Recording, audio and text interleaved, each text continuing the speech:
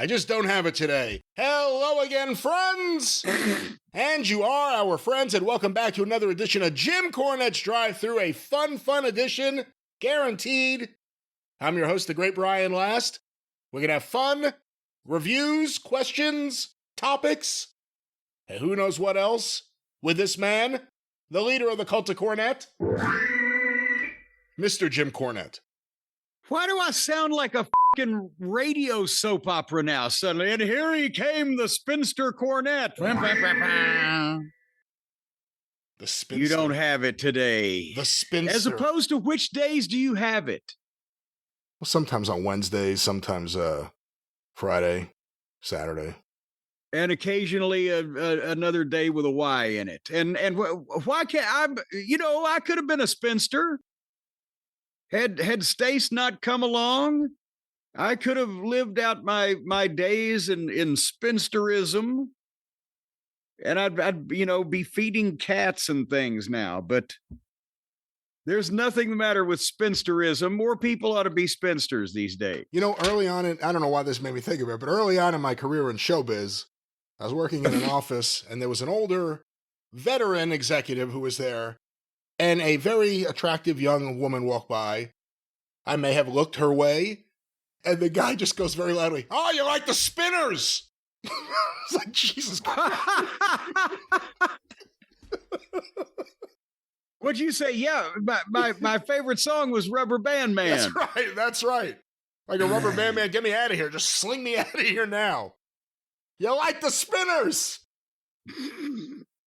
Well, this is your show.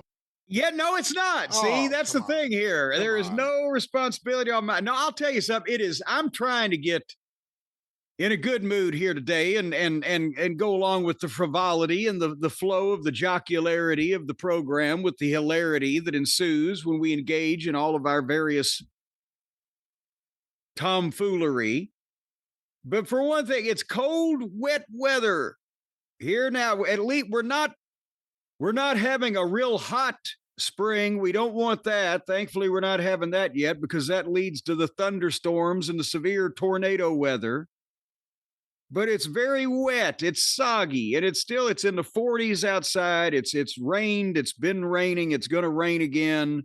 It's damp. It's dank. It's cloudy. It's foreboding. My arthritis is acting up, and Brian, I'll have you know that my faith in human nature has been shaken to the core, to the bone. My faith in people, the goodness of people, the morality of people. You found out about Hotchkiss? That he hasn't invented a goddamn thing? Oh, now come on! Now you finally figured it out, huh? You take every opportunity to try to slander Hotchkiss, who's done nothing but help you with all the upgrades he's made over here. Oh, yeah. And you're jealous of the concepts that he's invented here on the internet, like the email blast and the sale and all that type of thing. You leave out the SEPs, just the cons.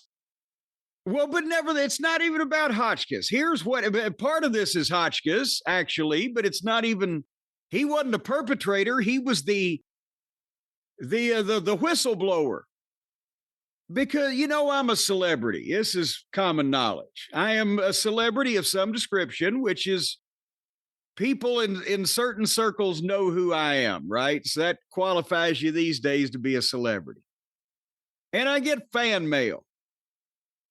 And I've read some many times on the air, and I've thanked people for things they've sent me. I get fan mail, right? This has been acknowledged. But I won't even say every so often, generally, once a week or so, you get a card or you get an envelope from somebody.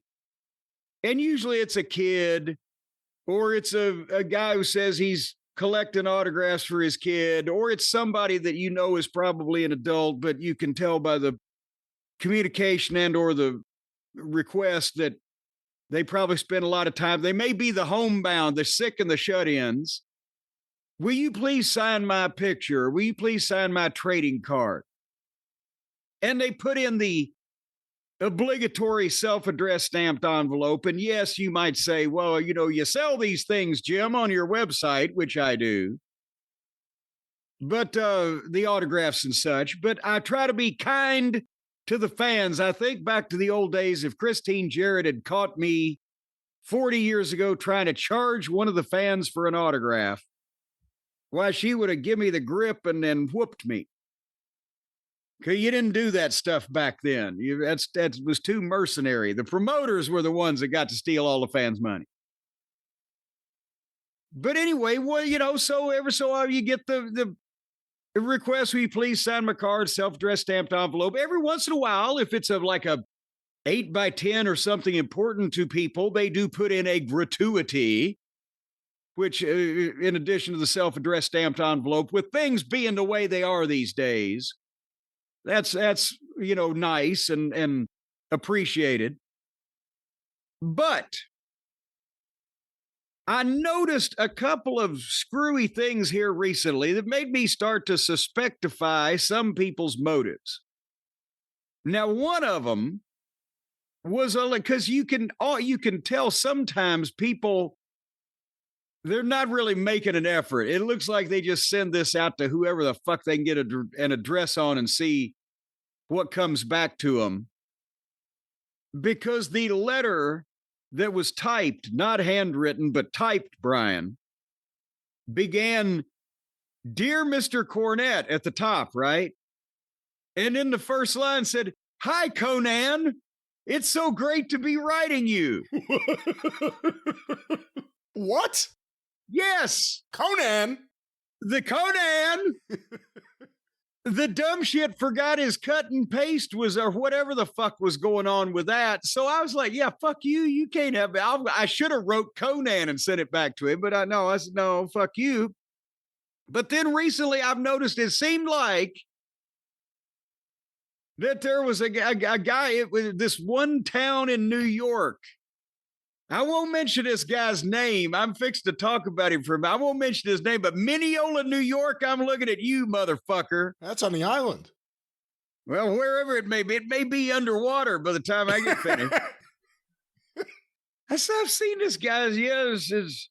He sent me a couple trading cards, right, to sign. And it seems like I've seen this guy's name before, or I've recognized that town or whatever.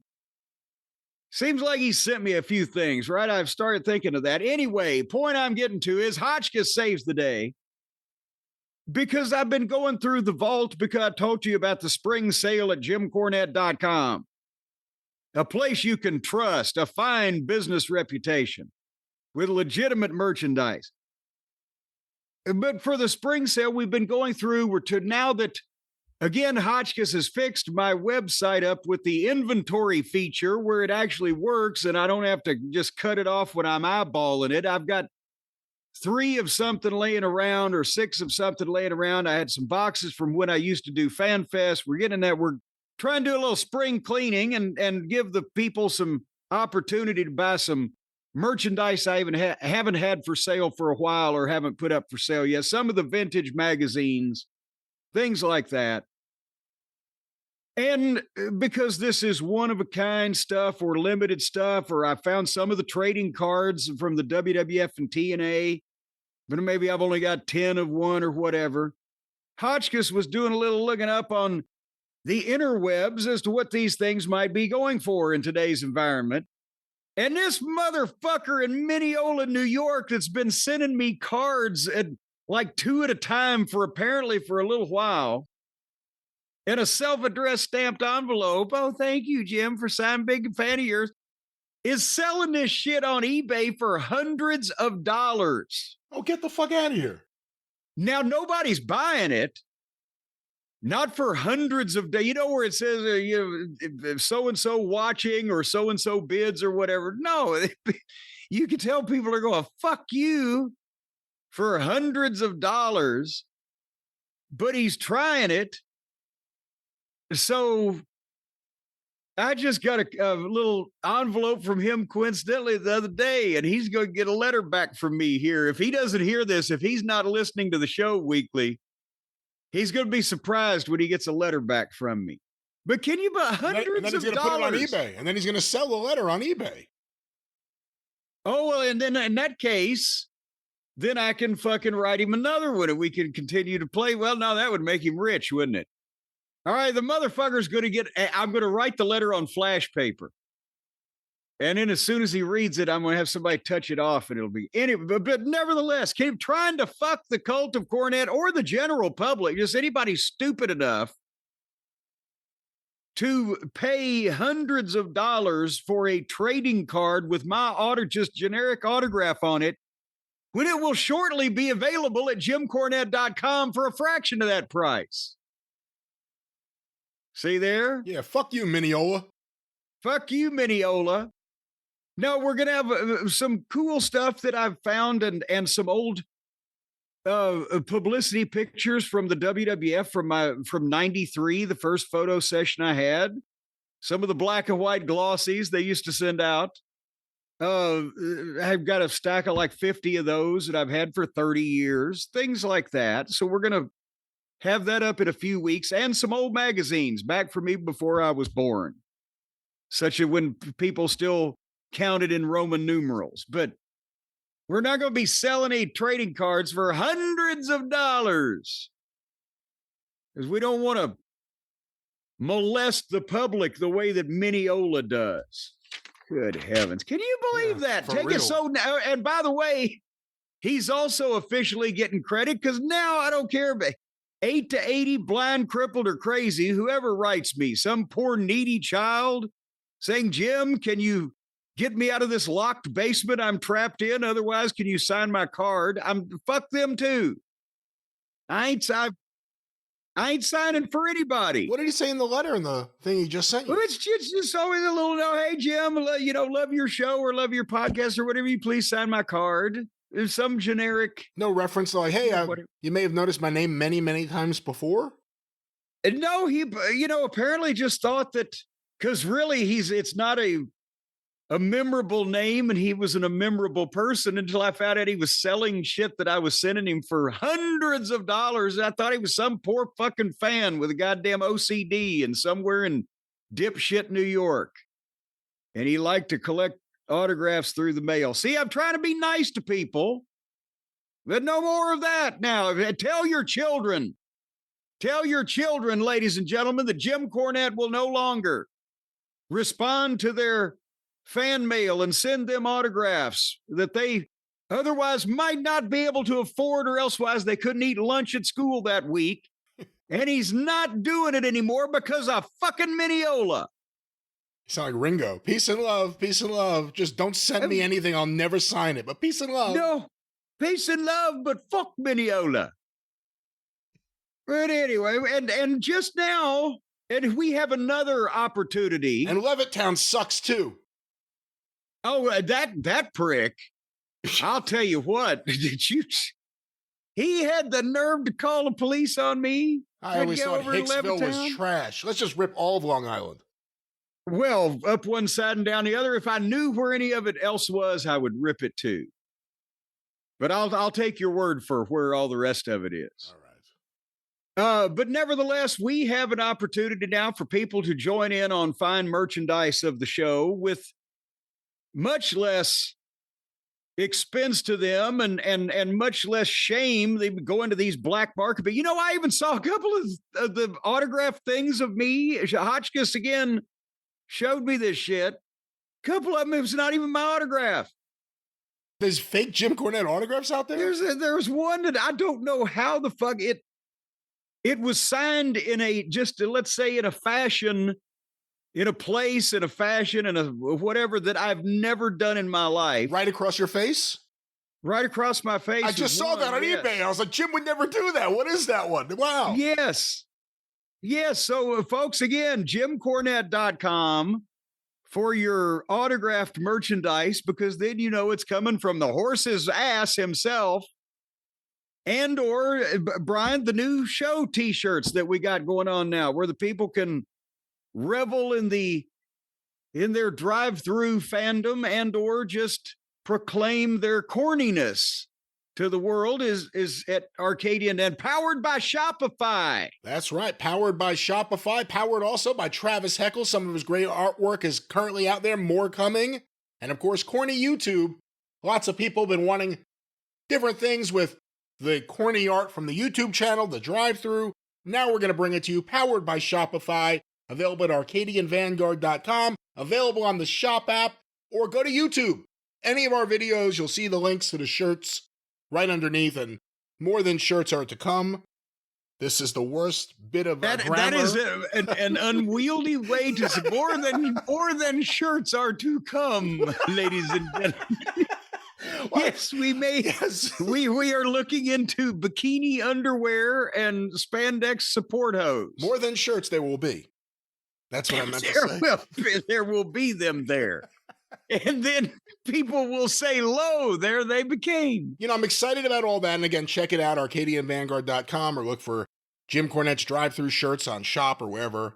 But the real thing I'm excited about is the new Jim Cornette autograph authentication program we're going to set up, where people can have you say, that is indeed my autograph. And or in the other direction, no, that's bullshit. Have I come to the point in my life, Brian, where I'm so successful that people now have tried to sell fake Jim Cornette autographs? That's an industry that's blooming. Makes you wonder what else is out there. Are there fake Jim Cornette tennis rackets on the collector's market?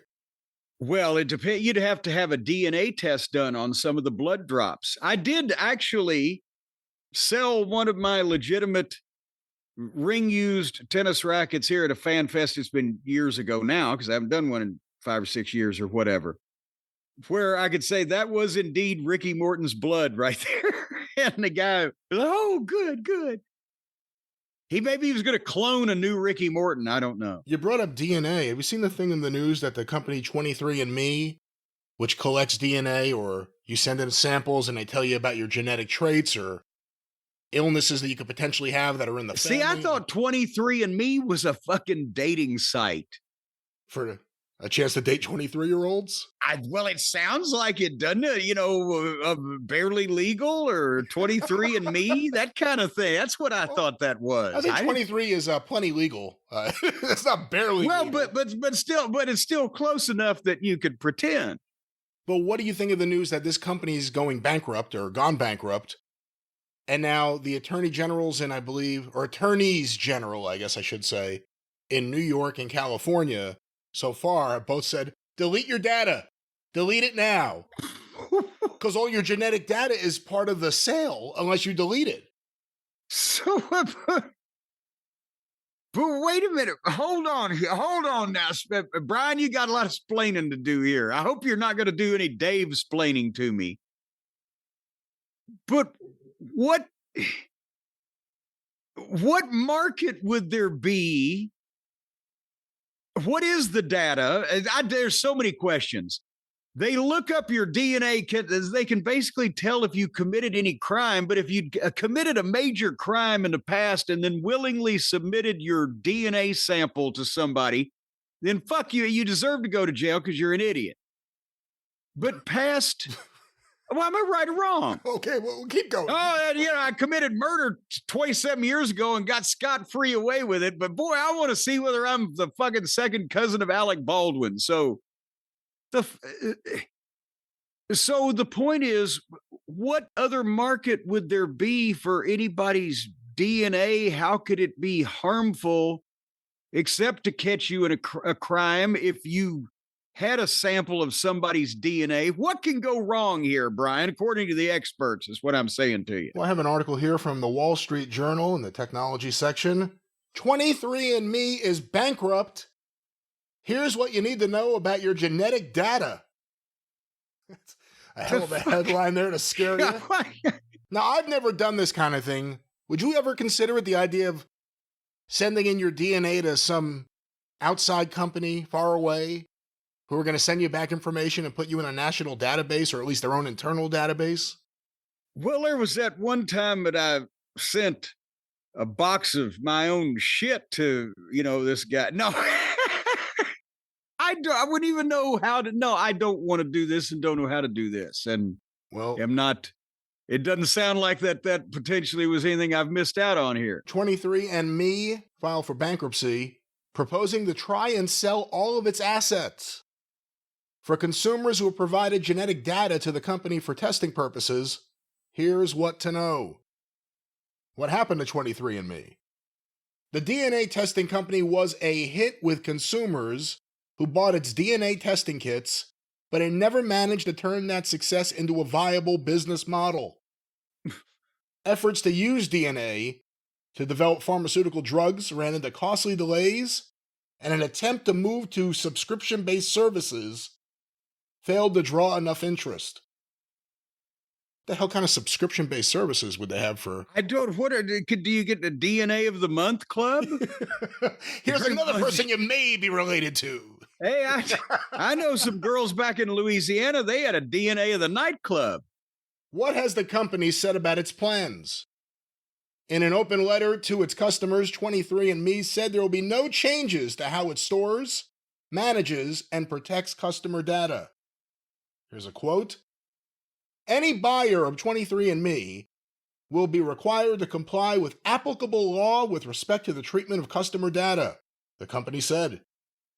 For the time being, 23andMe plans to continue operations, and consumers can continue to order test kits, which the company will process. In court documents, 23andMe said it plans to try and sell all of its assets.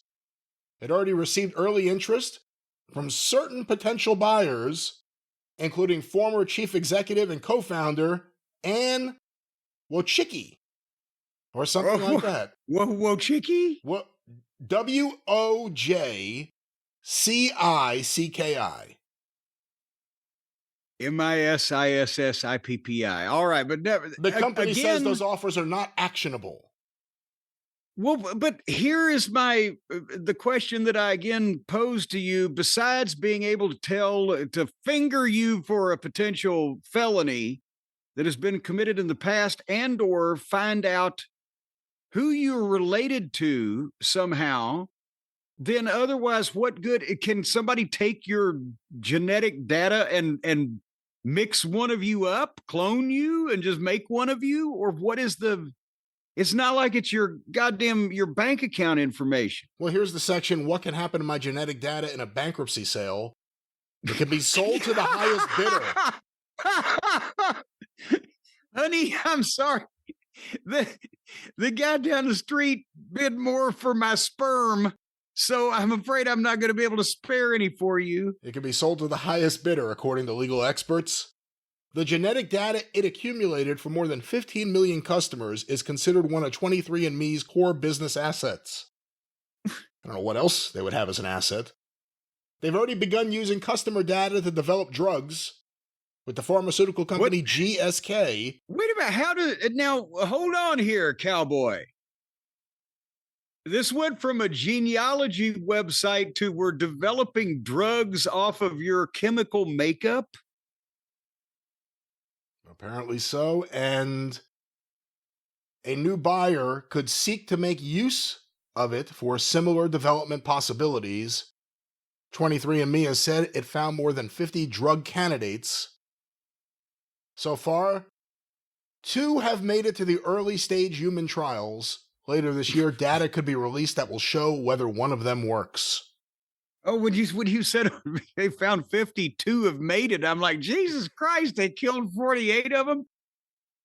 But okay, so now they're using people's DNA that they get on a widespread basis to do the genealogy thing to try to find out more about how that human beings in general or react to these various drugs. I assume not administering them to the actual people and without their permission. They know what's going on, but they're just accumulating the information from a lot of people. So now we're getting into some kind of business. Yeah, unfortunately, the only business seems to be to sell the data. And apparently everyone opts into that when you sign up for whatever you do with them. You could opt out of it by just deleting all your data. But that's crazy. That's scary. Thank God I never did this shit. Well, again, I'm not sure how they're really going to get you unless they can clone you off of this stuff. And then some night you come in and there you are sitting on the fucking couch playing with the kids. And you're like, what the fuck are you doing here? You're me. And they are not anymore. You're you and I'm me. And now I'm you. So fuck you. See the way that works? Now's where we need the organ music. Not the fucking happy organ music. The dun dun dun dun. All right, this is going so well so far, but that was business news. Jim, let's move on to politics. Oh, good Lord. News this week. I have an article here from WRAL News. Woo! North Carolina lawmakers name-check famous pro wrestler Ric Flair in new bill. A bipartisan bill filed in the North Carolina Senate Monday would earmark $500,000 to study the feasibility of creating a professional wrestling Hall of Fame museum in the state. They're calling it the Ric Flair Act. Flair, also known as Nature Boy, has had a 50-year career in professional wrestling, including bouts at WRAL when the station hosted live wrestling matches in the 70s. By the way, that's the station in Raleigh, WRAL. Imagine that they used to have the tapings at. Yes. Flair claimed the world title multiple times over the years as he moved between wrestling organizations. With his trademark shock of blonde hair, his big gold belt, and his signature woo! Woo! You sounded like you hurt your ribs. Well, I was trying to figure out how to last end it in a sentence. It's hard when you use it in a sentence as opposed to just woo! But when you actually have to like go to another word right after it, it's hard to figure out the transition. And his signature woo! Flair became a local celebrity in North Carolina. He lived in Charlotte for many years. Senate Bill 404, the Ric Flair Act, is titled... Yeah, hold on here. This is what I was laughing about because, listen, this is why it's named the Ric Flair Act. An act to remember iconic combatants through fostering learning awareness and interest in wrestling. RASSLING. They got all the way to the end and they said we can't make it fucking fit unless we do that. It directs $500,000. His name should have been Flow. It directs It directs $500,000 to the North Carolina Department of Natural and Cultural Resources to study the matter. The agency would be expected to deliver a report to state lawmakers by the summer of 2026. God damn it. It's getting $500,000 in a year and a half in a Republican state, by the way, for the government to figure out whether it'd be worth their effort and time and money to have a pro wrestling Hall of Fame museum in North Carolina before they even spend any money on actually having it. Well, State Senator, I believe, Jay Chaudhry, if I'm saying that correctly, said the bill celebrates professional wrestling's cultural and historic ties to North Carolina. He said he grew up watching pro wrestling on WRAL in Raleigh. Our shared cultural heritage in this state is college basketball, NASCAR, and professional wrestling, Chaudhry told WRAL. Professional wrestling still hasn't gotten the recognition it deserves. At least 2 other professional wrestling museums are in operation in Iowa and New York. Well, that's behind the times, isn't it? Are they talking about the one that went from New York to Texas and then was flooded out and dismembered? Well, that was the different one in Albany, right? Is it Albany? I think it's Albany. Yeah. But the other one, yeah.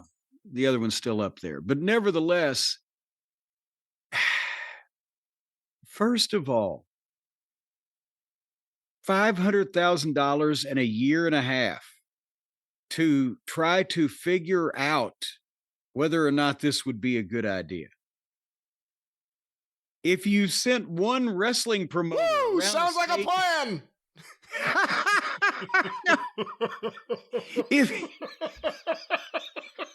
Well, no, I'm I'm not even knocking Flair with this. This is out of his hands. He just served as the anagram for this, but there was the Ric Flair North Carolina lottery ticket.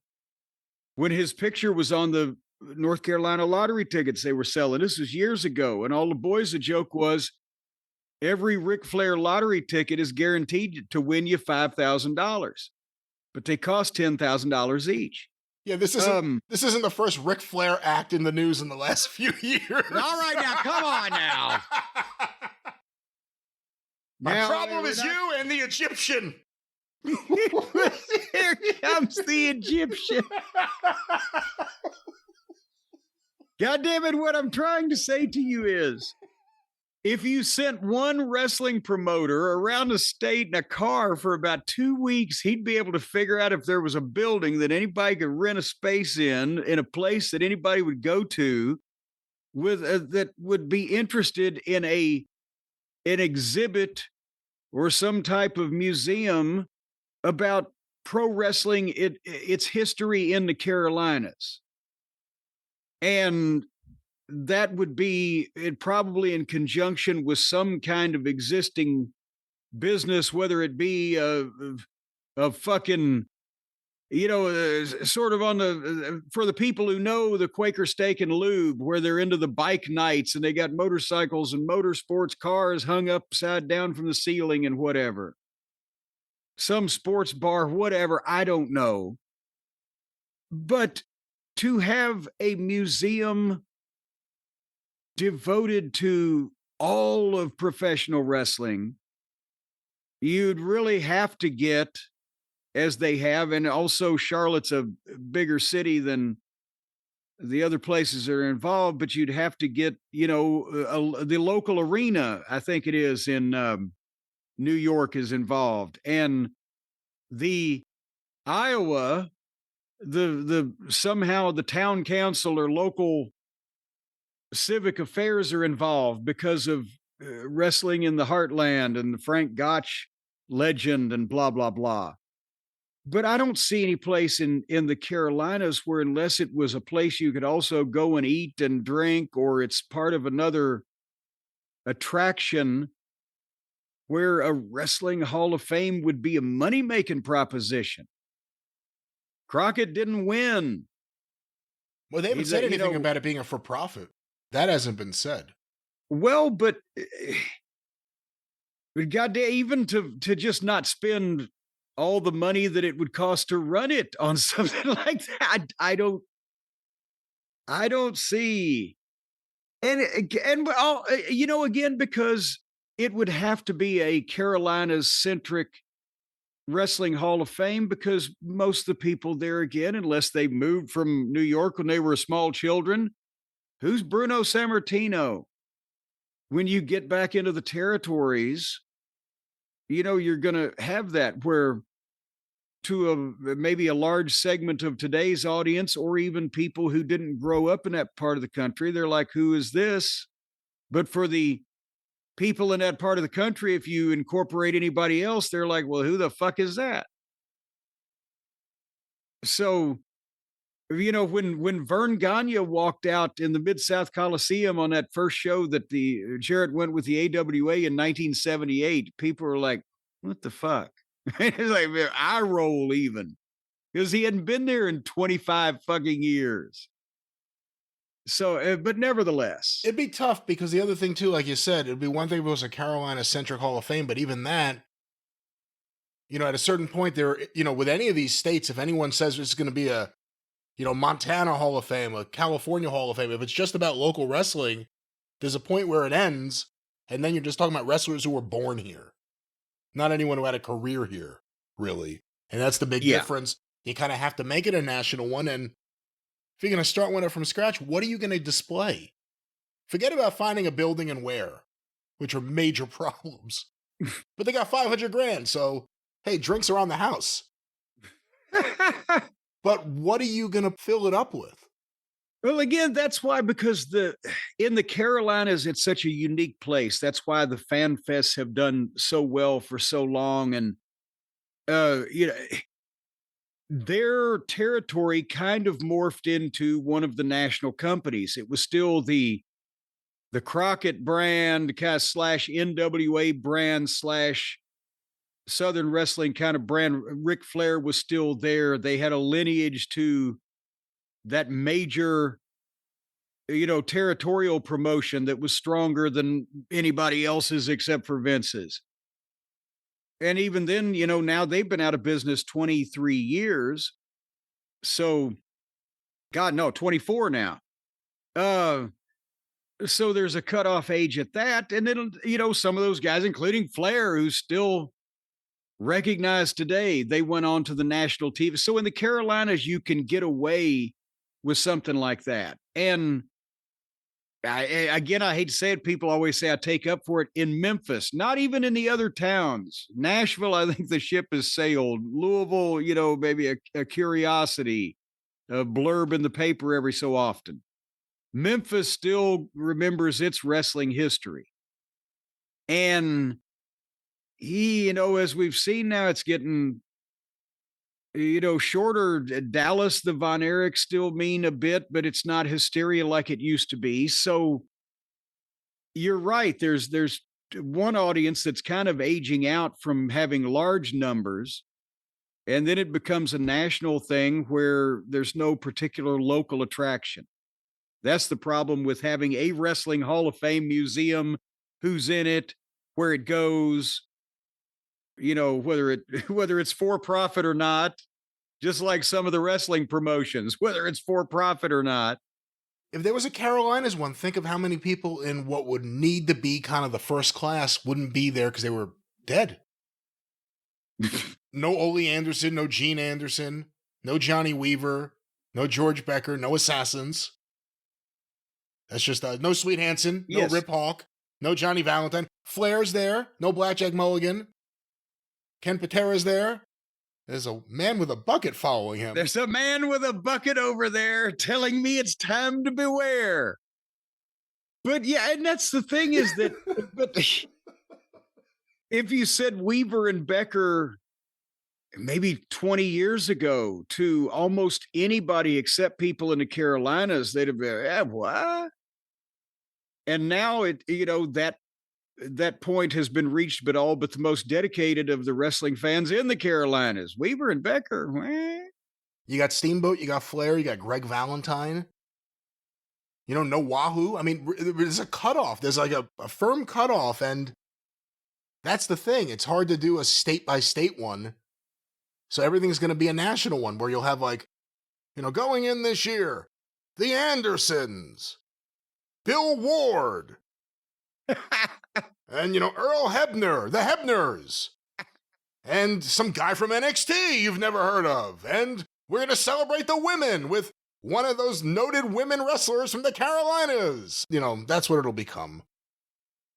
Well, I'm glad to see you're so optimistic. Right? I mean, that's what it always becomes. Every one of these things that pops up, all of a sudden it becomes just, let's give everyone an award. Anyone who shows up, get it. Well, it's like the Mike now, Leno thing. Mike Leno used to just show up and hand out plaques. Now the Halls of Fame do it. Show up, get a plaque. Let us give you a plaque. Did you ever think it was funny that Leno had such an obsession with plaque in both of his interests? That's funny. That's a deep one. But see, you're already, this horse is not going to leave the barn, cowboy. You're already talking about whether it's going to go or not. And no, they've spent appropriated $500,000 that they will spend somehow to determine that, no, we can't fucking do this. Well, let's see though. Because you know what they'll probably do? They'll probably experiment. There will be no experimentation. They'll probably see what is being done in Iowa at the Tragos, whatever the fuck it is, at the Thez Hall of Fame. They'll see what's going on in Albany. Remember, the one in Albany now is part of an arena. That's right. That's what I remembered earlier. Yeah. It used to be the Albany Civic Center, and now I think it's is it the MVP Arena? Did MVP buy a controlling interest in that? It may be the MVP Arena, but my point is that kind of thing where maybe, we'll see. It's the Carolinas. Maybe they could find a place to put it that's already there. Maybe they could find a sponsor. I'm not saying it'll be successful, but I'm saying I'm not giving up on the idea they're going to do this and not do something. You know what? The first exit on I-95 from the North Carolina state line over into South Carolina, right next to south of the border, they can put in the Wrestling Hall of Fame. And then the kids can go and ride the plaster donkeys and get the sombreros and eat the Mexican food that costs 3 times as much as anything else that you'll ever find, and then go across the street and see the Wrestling Hall of Fame. You get a Slaughter and Kernodle come out and march around with the fans. Slaughter and Kernodle. Oh, my God. Bill The Ward. word slaughter and on the border or south of the border fucking restaurant is probably goes hand in hand. I have an interview somewhere from like 83 with Slater and Norton in Mid-Atlantic. And Bill Ward brings him in. And by that point, he's an old man. You know, he used to host a show. Before Bob Caudle, He was hosting the show. And he goes, "Come on in here right now, Dick Slater, Dory Funk Jr." And Slater starts doing his promo.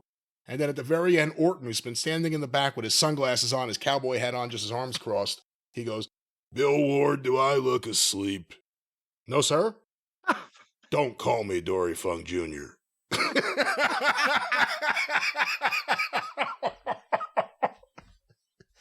Well, we'll see if that video's on a loop at the Wrestling Hall of Fame under the Ric Flair Act. You know, I mean, was there ever any money put on if there was a Ric Flair Act that it would be about a Wrestling Hall of Fame? Well, you know, Jim, on the topic of Bruno Sammartino, famously, he wore a wig, or several, and through several phases. There was Mop Top Bruno, there was Lou Alcindor Bruno, there were various Brunos, and then eventually he embraced his natural receding hairline, but it looked good. It actually looked good and classy on him. But obviously, based on his mustache later in life and the color of it, he may have wanted to keep the dark hair at least. Imagine if Bruno Sammartino had simpler hair color to help him feel confident through his matches. It would have been simpler. But back then in the days of yore, you talk about black hair and gray hair, they were seeing black and white. So there was only one or the other. You couldn't even go in between there. It was all more difficult back in those days. And yet, you know, Bruno was not the only one who was challenged. He wore, a couple of those wig devices. One time he looked like he was wearing a couple of them at the same time. Wahoo McDaniel, I've mentioned this. Remember the can of black spray hair? There was a can of black spray that you could get at this is in the late 80s, early 90s. And Wahoo's hair was jet black, but he had a big old bald spot up on the crown of his head, and he would comb his hair over, and theoretically, you were supposed to spray this stuff on the hair that you may have, and it would make that hair look thicker and darker. But he would spray it on his bald spot like a can of spray paint, and he goes out in the hot buildings, and he's got a chin lock on the guy, and he's sweating, and he's dripping black paint down on his opponent's face because his head is running. See, it was primitive back in those days, Brian, is what I'm trying to say, but no longer. No longer. Because of our friends at Simpler Hair Color. Our friends at Simpler Hair Color. This is an echo in here? I thought I just said that. I'm reiterating, they are our friends. You're reinforcing it that they are indeed our friends. And I don't think anybody was thinking I was lying. I normally don't have friends. So if I call someone my friend, one would think that would mean that most people would say, well, God, they ought to be halfway decent then if he says they're his friends because he don't like nobody. Well, friends don't let friends go prematurely gray. Well, and see, look at what happened to me. You saw the video of me because people have already been seeing me before I found out about this. Because again, Simpler Hair Color has made it easier, simpler for you to color your hair. And I, being somewhat of a quasi-celebrity over the last number of years, people have seen me show up with a bit of grayness now. So it would be, I'm afraid, jarring if suddenly they saw me switch around. But there's still hope for a lot of people out there who are just starting to get gray, or people who've been gray for a while, but let's face it, nobody knows who the fuck you are. Out there, you're a gray-headed person, but you're not a celebrity. You trudge back and forth to a menial existence, a nagging wife, and ungrateful children. Why? And there's one thing you think, and also if I just looked good, if I just looked young like I used to, but life is the shits, they treat me like shit and I look like shit. Well, we can do something about one of those. There are plenty of people with happy lives who just want to enjoy the color of their hair the way they want it to be. Let's focus on the way they want it to be. That's the point is. But see, if nobody knows what you used to look like, you can all of a sudden look better and people will go, hey, look at that guy. He looks good because they probably never noticed you before because you looked like shit. So the point is, take years off your life visually. You can look years younger. You can take years off your life with simpler hair color because you can go from being an old gray-headed, broken-down Grizzly Adams-looking son of a bitch to a one good shave and some simpler hair color later, and you look like Cary Grant or Clark Gable or fucking Humphrey Bogart, that's right. You'll look like him too because and I'm telling you, I got the stuff here, Brian. Can you hear? Hold on, I'm setting this down and I'm getting this other thing. They sent the whole box. It comes in a black box. So like the old plain brown wrapper, well, this is a plain black box. People wouldn't know. They might think it was something innocuous, like you're buying marital aids from, overseas on the internet or something. They don't know whether you're coloring your hair or not. And the whole box comes with not only the pump. It's not a spray, it's a pump, but it's a can of the simpler hair color formula. It's a cream. They give you the gloves. They give you a cleansing wipe and a couple of these nice brushes here. One of them's wrapped in plastic to put it on with and an instruction booklet on exactly what you pump this stuff out. You put it on. You go by your guidebook. It looks like a Sherwin-Williams catalog. It's got the different shades that you could be if you're a shady type character.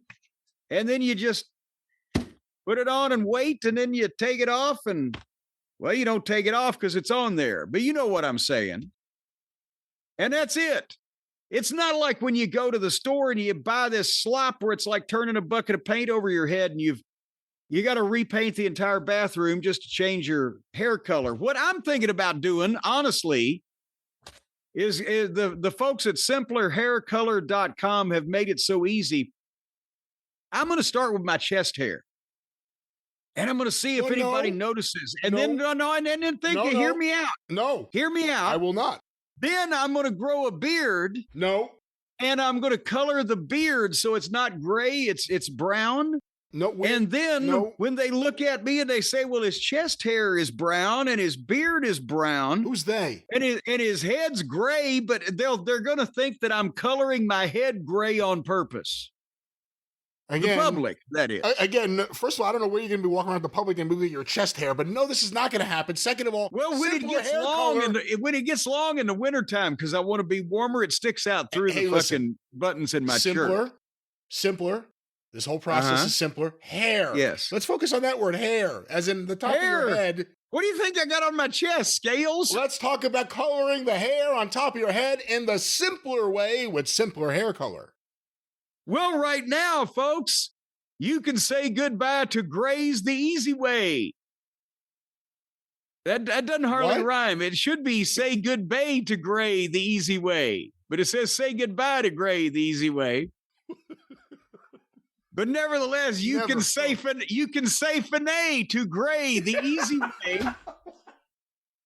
Right now with simpler hair color, what you do is you go to and they can tell you more about it than I can. And they got a book. There's a book in here. It tells you exactly. A simpleton could read this. It looks like a goddamn Dr. Seuss cat in the hat bullshit. It's so easy. That's why they call it simpler. It's for all you simpletons out there.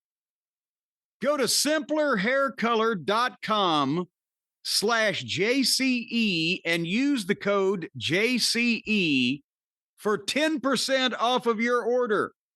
And they will send you a box of the things that I just told you about that they sent me. And you will see that it's easy to apply and clean and good for you. And also it tastes great.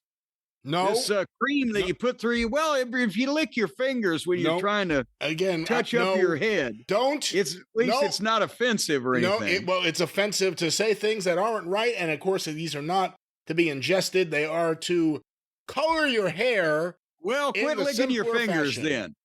Yes, but it's gentler ingredients.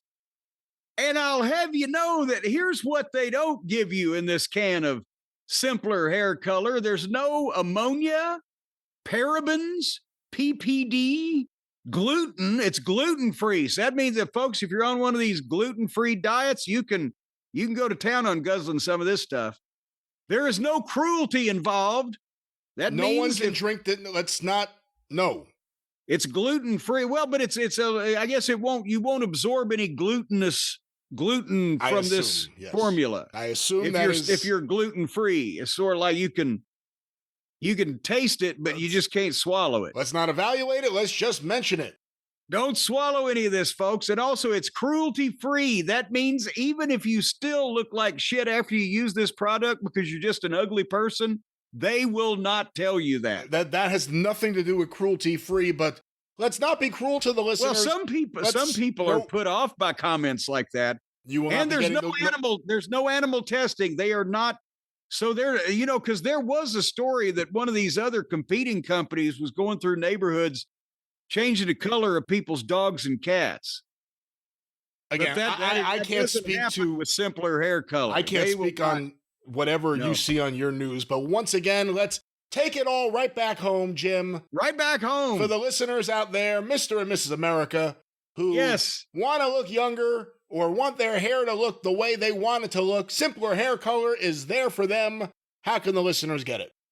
They can go to simplerhaircolor.com/JCE and use the code JCE for 10% off of their order. That's the promo code JCE at simplerhaircolor.com for 10% off. And you can take it right home, or you can actually, this is so easy. You can do this at like a public water fountain or something. Just take 5 minutes. Why don't we just do it at home? Just go to the mall and do it at the water fountain. And that way a lot of people will see how much better you look. And you might get a free date to go to Sbarro or Orange Julius or something. Once again, do it at home. Simpler hair color. One more time, Jim. What's that? Well, you can. Birds do it. Bees do it. Everybody in the trees do it. You can do it for 10% off with the promo code JCE. Well, Jim, let's now move from the beauty section of the show to international affairs, and we're going to talk about the WWE's seemingly never-ending tour of Europe. Real quick, though, make mention here, in terms of international things, international wrestling historian Dave Cameron passed away as we are recording. So I just want to say something here to recognize that because, I just posted photos of him, and he wasn't a young man, at George Hackenschmidt's house. Yes. In 1962. He is someone who, a lot of the stuff we know from Australia, New Zealand, and quite frankly around the world, is because of the research he did in the live, not even just research, things he experienced live. Yeah, and of course we had joked here on the program a while back that obviously Harley Cameron was the illegitimate daughter of Dave Cameron somehow, and possibly Harley Race, but no, you saw that name popping up everywhere on anything related to international bulletins from that part of the world in any of the wrestling magazines from the 60s on. And like you said, he's in a ton of the pictures in your files, and actually visited George Hackenschmidt at his home. And how old was Dave Cameron?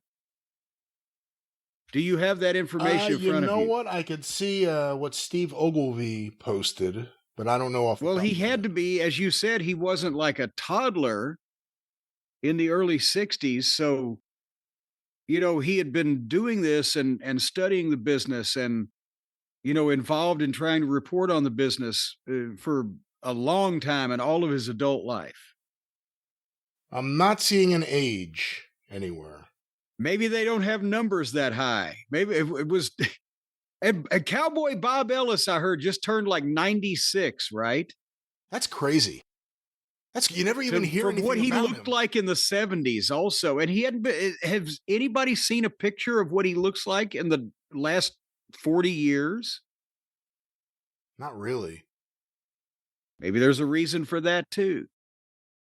Talking about big stars that lost their hair early. Cowboy Bob Ellis. And you know what? And also, he was for years such a big drawing baby face, but he always got juice. He had the dead man walk he'd do through the crowd when he was bleeding, and then he'd make his comeback and they'd go crazy. But his head looked horrible by the mid 70s when he was working for Bruiser. And from what I was told, he had I don't know what they call it, the process where he had like his head sanded down, all the gig marks and the scars and everything, and had his forehead smoothed over, and then got booked in Puerto Rico. It was like the last full-time run he had in his fucking career was in Puerto Rico after he got his gig marks fucking dermabrased or whatever. So that's funny for those of us who have followed the wrestling history. But anyway, and yes, we're sorry that Dave Cameron has passed away, but we're glad Bob Ellis is still around. 91 years old, Dave Cameron. There you go. So Bob is still in the lead. Mark Lewin, I guess, on his trail, right behind him, living a better life, though. Mark Lewin, is married to, a princess. Isn't he? On some island? What now? Isn't Mark Lewin married to a princess? On some island that he and lives? living on living on an island in the Pacific Rim. You know, now that you mention it, I haven't heard this, but now that you say it, it's not that preposterous considering who's involved. Is this the only kind of business in the world where you can say, well, I can believe that when say, yeah, a guy's married a princess and living on a South Sea island or whatever. I don't know where to Google this or look this up, but I swear to God, I've heard it. And it wasn't just from Kevin. Mark Lewin, Island Princess. Mark Lewin. Yeah, okay. Kevin Princess. Sullivan kept up with. Remember, we were talking about international tours on one of the recent programs, maybe the last one we did, and that when Nigeria had American tours and nobody ever knew about and things like that. Mark Lewin was on a lot of that stuff because Kevin Sullivan was, as I said, kept up with Steve Ricard, the promoter over in New Zealand. They found all kinds of those things. The Pacific Rim, brother. Again, I'm trying to get more information, but apparently he's married to a woman named Princess Linda, who's a Singaporean princess. Oh, wait a minute now. Do they have princesses? What is the princesses or princess eye? What's the plural? Do they have those in Singapore? I don't know. I don't know too much about the Singapore. Or is she a self-proclaimed princess of Singapore? Because it is the wrestling business. I don't think she was in the business, but I don't know. We'll see what we hear from the historians out there. Unfortunately, Dave Cameron. Where's Dave going to be when we need him on this breaking story? From the Pacific Islands. That's right. Yes. Goddamn, no wonder we can't find out. Without Dave, we're going to be in the dark about all this. But there it is. We loved you, Dave. Yeah. But like you said, a lot of this stuff that came out of that part of the world got out because of Dave Cameron. I have tons of his correspondence in the Wrestling News Files. And, specifically the Flair Harley race stuff in 84, the title changes. I got the programs here because of him. He sent them out to people, the program, the poster, everything.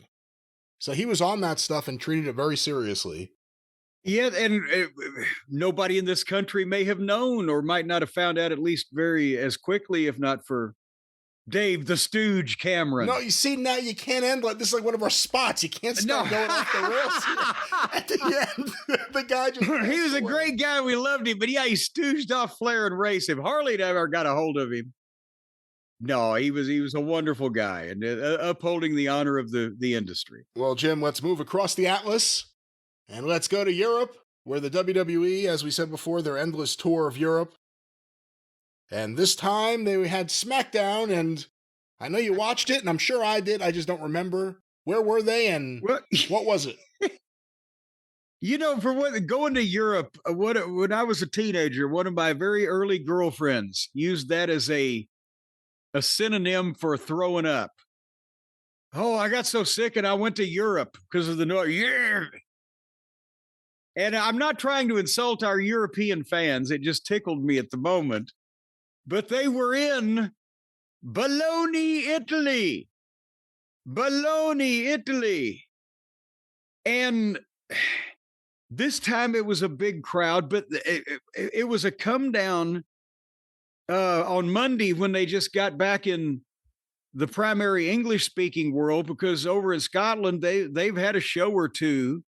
So they're not quite as just overall thrilled to be there. But Italy, they had the Italian flags. They were doing the fucking singing and the cheering and the chanting and the whole 9 yards. What language do they speak over there in Italy?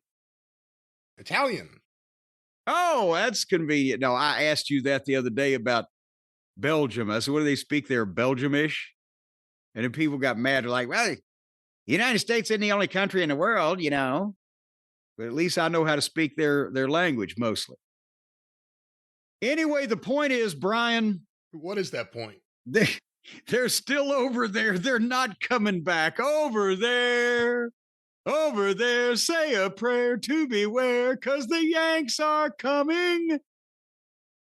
Will they not let our boys come back, Brian? You think they're getting tired of it by now? They're not doing the Will Ospreay grind gimmick where they fly back and forth in between TVs, right? They're fucking there. They've been there for a couple weeks. They're going to be there for more. They're going to London.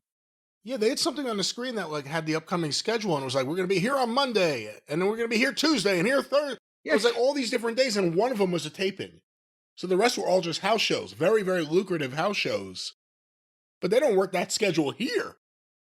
They go over there and they're working every single night. Yes, suddenly they went from, this ain't bad, we go out on the weekends, whatever. Now they're in foreign countries every day for like fucking 4 weeks. But nevertheless, I don't know can you take that much clean underwear? Some of these people are going commando. Or buying new underwear.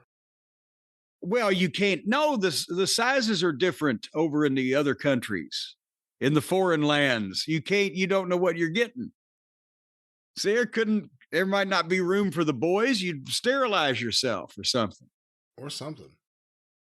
Anyway, how much longer is this show? 3 hours? I'm talking about SmackDown now. I wasn't sure, actually. I don't know, but I had the same thought. It's not even that it's all talk and people think, oh, you mean interviews. It's that it's all talk. The interviews are fine with the stars. The matches, as we've joked, get in the way. But now it's talking about the talking that's coming up after this talking. And it's spots and it's commercials. And we're selling you this game and we're pitching you that product. And oh, by the way, here's aerial shots of everywhere we're going to be for the next 6 months at all these towns. It's a travel log. They ought to be on the Travel Channel. I mean, in Knoxville, to get a fucking aerial shot of Knoxville for the Night of Legends Open, I think we had to, Fox 43 didn't even have a news show at that point. We had to go to the Chamber of Commerce or some shit. They don't even just show the building they're in. Sometimes they've caught me a few times where they begin the show. I'm like, wow, look at that building. And they're like, Las Vegas. I'm like, oh shit, they're in Vegas? Yeah. We're going to be there in a month. I'm like, wait, why are they starting the show showing that? Then they go to the real building they're in. And then look at the country we're going to be in next month. And here's a pyramid for you. and somebody's paying them to show it. Here, will you please show my pyramid on TV? Sure. And here's a pyramid. And there's $500,000. It's just, but it takes but then you've got to encounter the fucking entrances with the singing and the cheering and the chanting and the stalling and the milking. And the milking and the stalling, and slowly I turned, step by step, inch by inch, I creeped up on the microphone. You know, and then it's really crazy when you talk about some of the advertising, and, you know, Riyadh obviously was advertised on the mat, and that's a commercial, and just the things they do in every country they go to, and even Tony with All In Texas, so much of wrestling right now is based around tourism. It's just based around local tourism. Boy, and they've made world tourists of the boys now. They can't. I bet somebody just wants to run Baton Rouge every once in a while. But anyway, on SmackDown, we'll get to the main part of it because they were doing a wonderful show for the people in Bologna, Italy, where they don't ever get to see these people in person. And they were so happy, and these people are having the time of their life. But I'm like, God damn, at some point, let them get to the fucking point. We know you can sing the songs. I don't know what some of the chants were because they was in Italian. And all the people over there know the tunes, Brian. It's from the soccer, I understand. They know the tunes, they know the keys of the chant, the singing, the chant singing, the sing chanting. How would you? Well, nevertheless, they had Orton and Owens do a promo. It was like a personal appearance in tights. Orton just has to go out. The fans are lit. He doesn't even have to speak. Owens comes out and gives the bullshit heel apology. I was wrong for attacking you. Cody deserved it. Sammy deserved it, but you didn't deserve it.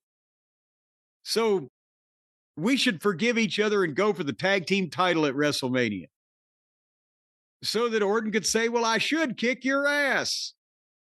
So take your apology and shove it up your ass. And now you're just bitch Owens bitch instead of fight Owens fight.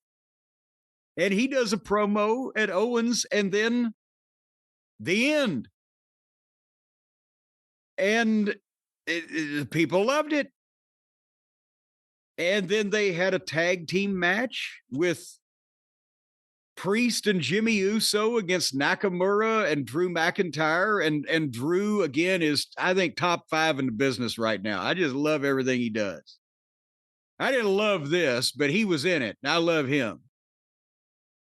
But the Priest and Jimmy won. And then Drew got on Priest and got some heat on him.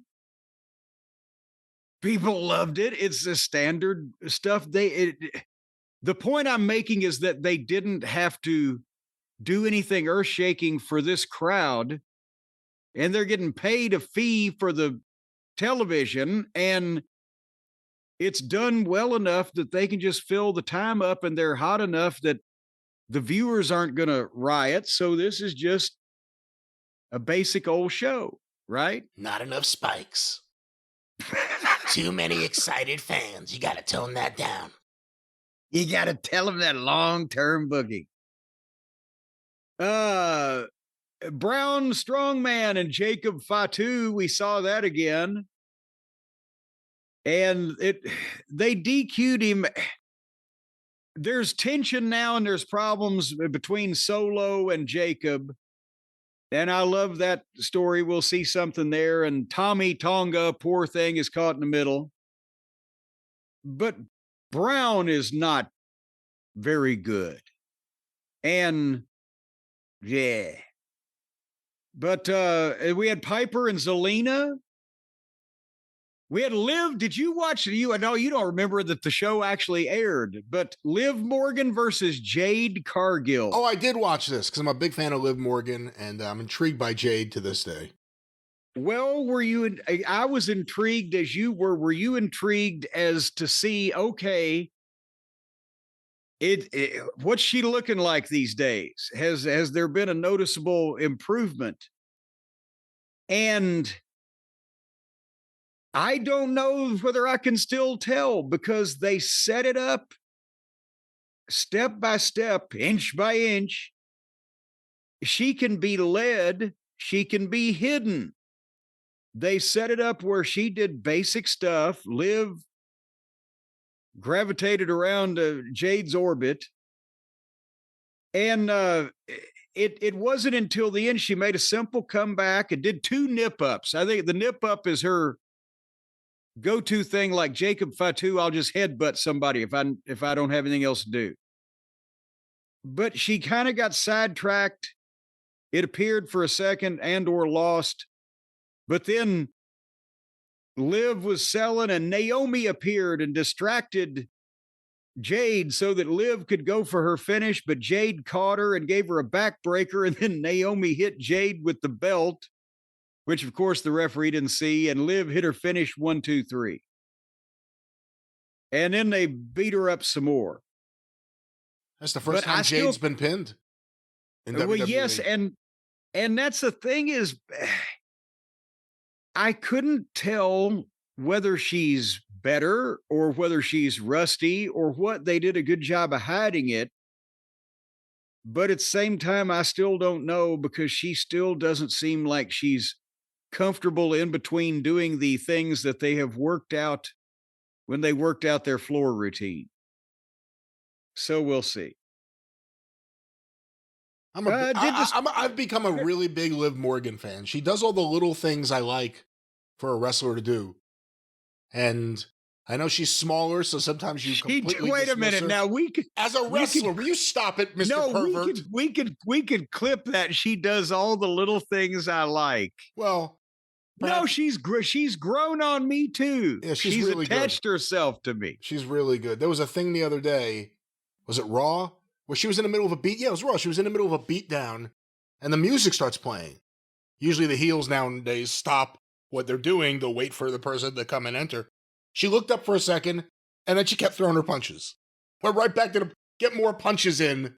Well, yeah, there's, I've got some room. And again, I'm not saying that I'm particularly, look at the artistry of her matches, but as a personality, as a character, as the kids say, as a gimmick, as what she's doing with it and how she's integrated with the story with her and Dominic and Rhea and the whole nine. Yeah, I like what's going. She's a personality. I will admit to that. Is there an issue with the fact that even if you look past WWE, you look to AEW, whatever it is now, 4 years of Jade Cargill, maybe it's a little less, but you don't really see much improvement. Not that they're like, you don't see regression, but you don't see, doesn't seem like there's any growth. Well, that's the thing I was looking for, in that I didn't expect any growth in AEW, because not only was there no place, yeah, she said, oh my God, the difference in training is insane, right? But now that she's been there a while, and I know she's been off, but what's she been doing? Is she working out to get back to that point? Is she training in developmental and secret in a dark room?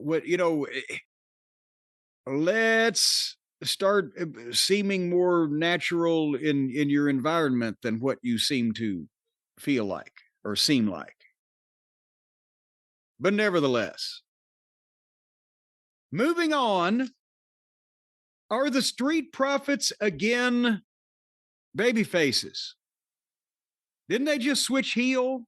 We don't really care. And I know people are going to say, well, if you'd watch, you'd know. Well, I don't care enough to watch, but I'm just confused now. I'll get over it, whether I find out or not. But didn't they just How could you say you do reviews if you don't watch it? You're a hypocrite.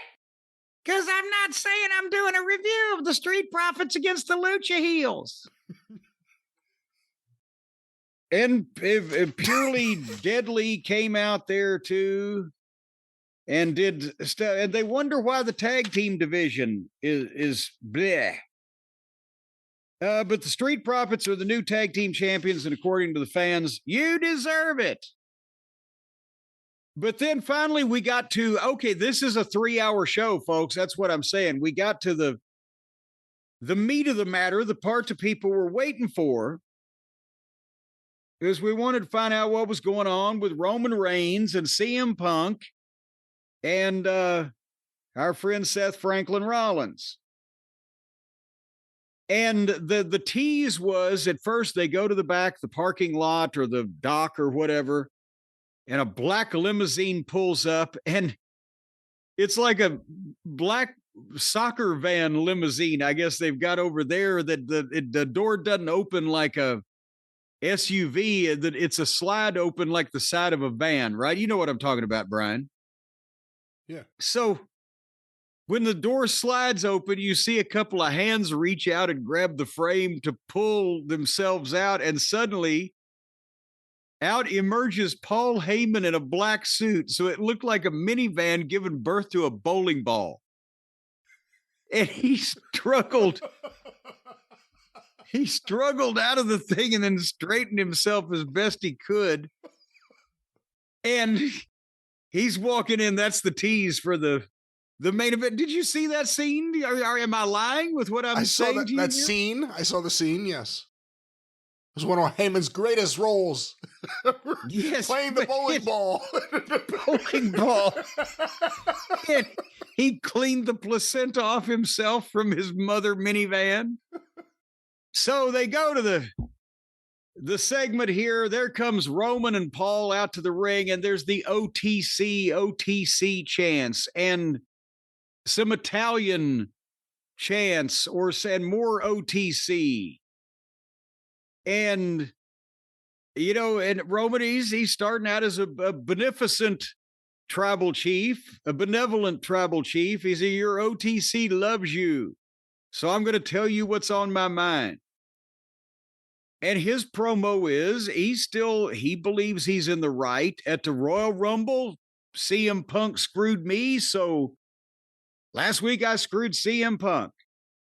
And at the Royal Rumble, Seth Rollins tried to kill me, so I tried to kill Seth Rollins. And I'm going to be here for the next 15 or 20 minutes. If anybody wants to come out here and confront me, just let me know. And son of a bitch, wouldn't you know who won the pony? Immediately, Seth Rollins they are so over, and this is working with all these people. They don't even have to try.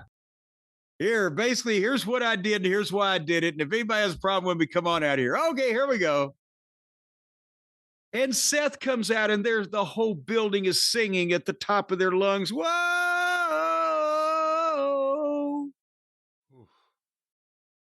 Well, I see, and they can't all sing like me, so you can imagine what theirs sounds like. And Seth gets in the ring, and there's more singing. Whoa! And Seth, I apologize for the audio, ladies and gentlemen. Well, now that I've got mine fixed up, you ought to get Hotchkiss. Get him a plane ticket. He'll fly up there and fix yours too. So Seth says, Roman, you messed up here. You should have let me finish CM Punk. You should have let me get rid of him once and for all. But it's always been about you and me, says Seth and Roman, that is, the pronouns pal. And it's time that we added another chapter. And suddenly, like Mussolini in Italy, there he comes. They're singing his song. Did you do a record scratch? Yes.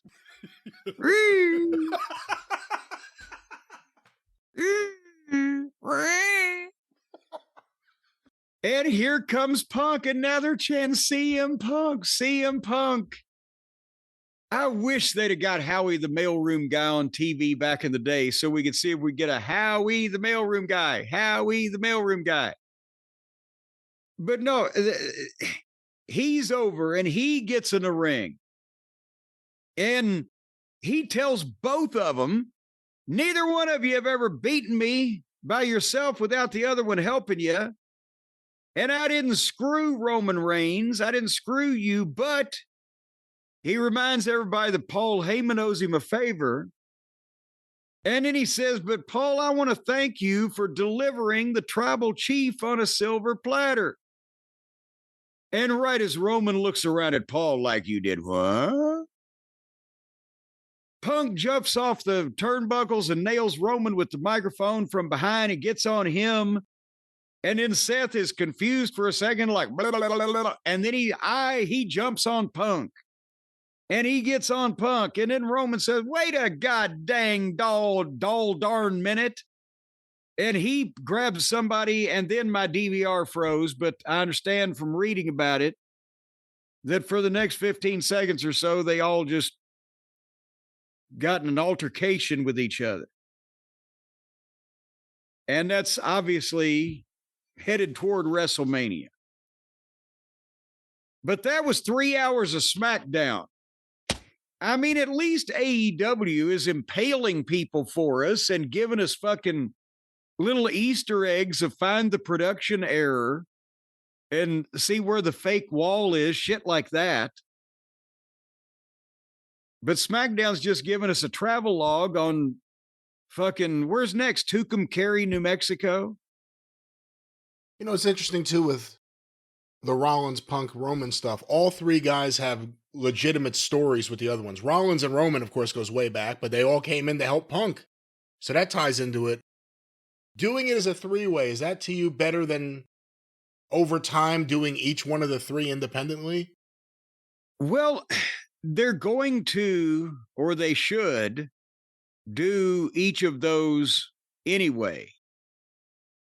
But for WrestleMania, and because everybody expects it now, and it's got to be something extra, and you got to, I think that's why they're doing a three-way. But you can't tell me that Punk versus Roman or Roman versus Seth, or it is not a pay-per-view match at some point or another that they need to do.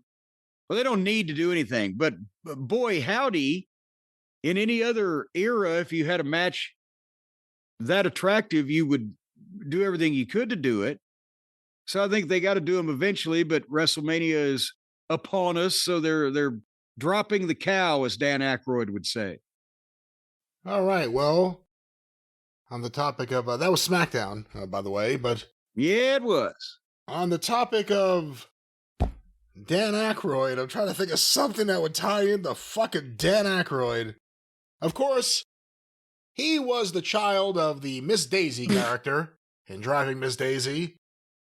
And perhaps, if you were trying to find a transition but you didn't have your sponsor sheet open, you were looking to drive on over. This may not be a great example. But, ladies and gentlemen, what I'm trying to say is here as we close out another SmackDown on foreign waters, there's a lot of stress. You know, these guys are working a full-time tour. Perhaps, just overworked.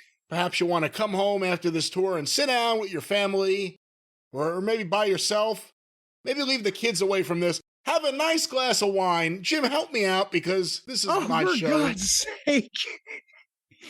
Well, I'll tell you, you've made me want to have a drink. No, there's some people out there, Brian. Perhaps you're amongst them. You may not know for sure, but they're still shopping for wine like it's 1999.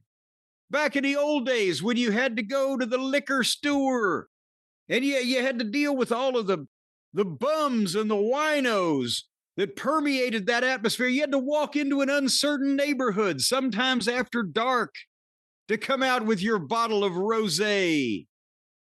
Now all of those people that used to be winos are employed because they don't have to spend all of their money on the wine because it's so cheap. From our friends over at nakedwines.com. See how it works hand in hand? Before they were spending all their money in a bad neighborhood, and now they're successful entrepreneurs because the people at Naked Wines have cut out the middleman. And now you can go direct, folks, to over 90 independent winemakers around the world. And the people at Naked Wines have been around for over 15 years. They've got all these connections where you can crack open a bottle of wine. Well, don't crack it open. That's violent. They are glass bottles, but you can open up a fine bottle of wine. In a classy way. In a classy way.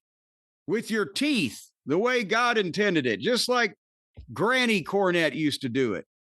And the best part about it is you can sit in your own home after it's delivered to your own home and drink it in your own home while you're naked. That's why they call it Naked Wines.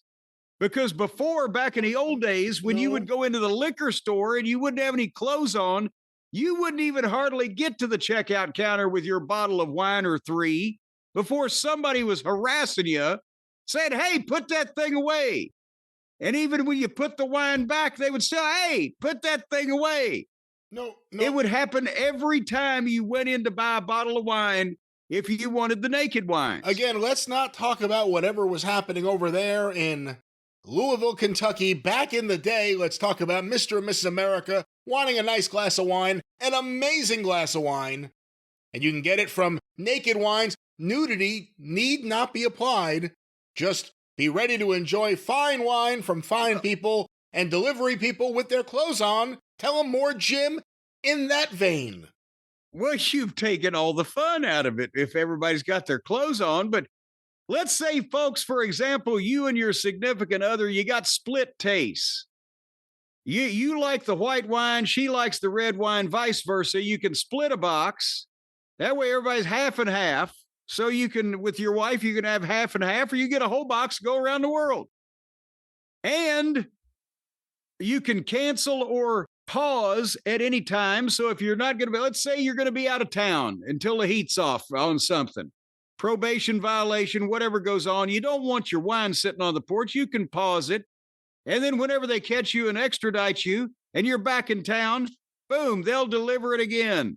What? No. Or if you're on vacation for some unknown reason, you can pause it and then boom, you can get sloshed after you get back home from your vacation. Let's talk about responsible people and responsible drinking. And of course, whatever. Well, what's the fun in that? Whatever the situation, whatever the occasion, you want your wine, the wine that you enjoy, and Naked Wines is here to facilitate that in a classy, professional manner.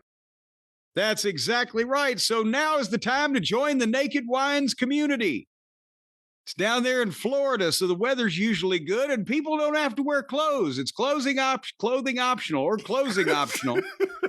The Naked Wines community, you can join. You can be a satellite participant, and you can just go to nakedwines.com/JCE and click Enter Voucher and put in the code JCE for both the code and the password. But listen to this. Sounds like a lot of work, but it's not. We're going to tell it to you again.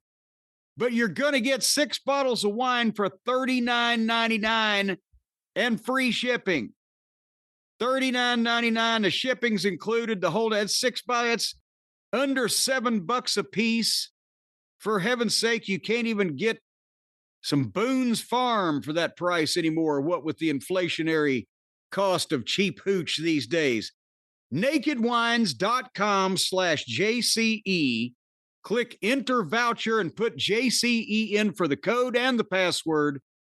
6 bottles of wine, $39.99, shipping included. Boy, I'll tell you what, if you can't get laid with 6 bottles of wine, well, I don't know what to tell you. Let's not make it about that. Let's make it about enjoying an evening with friends in a classy, responsible manner. With fine some wine. of your friends may put out. It just depends on how much of the wine you can use your feed imagination the old-fashioned way. With Naked Wines, they deliver the wines, and they're great. Check them out, friends of ours. Please check them out. nakedwines.com/JCE. Of course, JCE for the password and the code. Once you get there, I guess you got to use your imagination.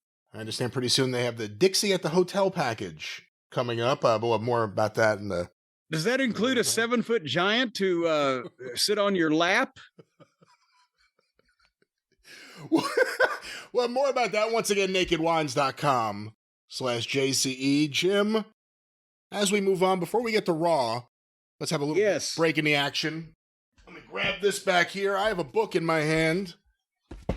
Well, don't threaten me. The book. Son of a bitch. I've got a shoe over here and I'm in reach of a bottle. The book, the 2002 publication, Hollywood Hulk Hogan, with Michael Jan Friedman. Well, it's written Hollywood Hulk Hogan by Hollywood Hulk Hogan with Jan Michael Friedman. But I have the chapter here dealing with Memphis, and I wanted to read it to you, get your interpretation of it. Okay, this ought to be interesting. He talks about Pensacola. I did like this part here. I just walked into the first dressing room I saw, and it turned out to be the bad guy's dressing room. This guy, David Schultz, who wrestled as Dr. D, saw me in there and yelled, "Who the hell are you? What are you doing here? Kayfabe, get the mark the fuck out of here!" So before we go forward, Jim, if a wrestler yells, "Kayfabe, get the mark out of here," is that breaking kayfabe?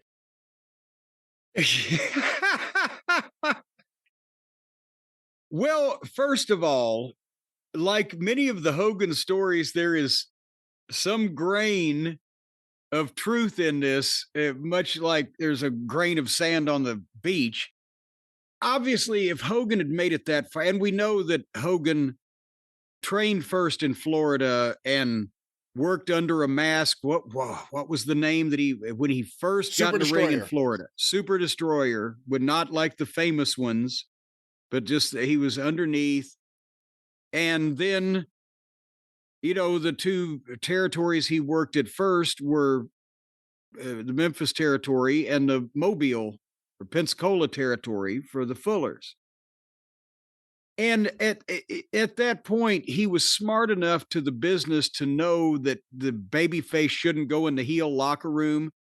But he also, since probably what happened is that he got to this building, he didn't know where the fuck he was. He'd never been in goddamn Alabama before. He's just got there and he blunders into the heel locker room by mistake. And Schultz obviously has to know who he is because look at the size of him. You couldn't mistake him for anybody else. Probably cussed him like a redheaded stepchild for being in the wrong fucking locker room. Get the fuck out of here, you fucking idiot. Kayfabe. It's what you would say that to one of the boys who was obviously doing something contrary to that in public. Kayfabe, idiot. So I can see that happening, but I don't think he was so clueless at that point. He just blundered in the wrong door. He wanted to beat my ass. And there were a bunch of other wrestlers there. Roy Wayne Ferris, the Honky Tonk Man, and some others who could have backed him up. He makes Wayne sound like a fucking serial killer with people in his goddamn crawl space when he reads out his real legal name. And then there was Roy Wayne Ferris, who was convicted of. But I was so big, they didn't really jump. So I just walked across the arena floor to the good guys' dressing room and met all the guys I was supposed to be with. But that was my introduction to Dr. D. Pretty soon, we would raise some hell together and become good friends. And we would stay that way for a long time. And after that, he would end up hating my guts and calling me a steroid abuser.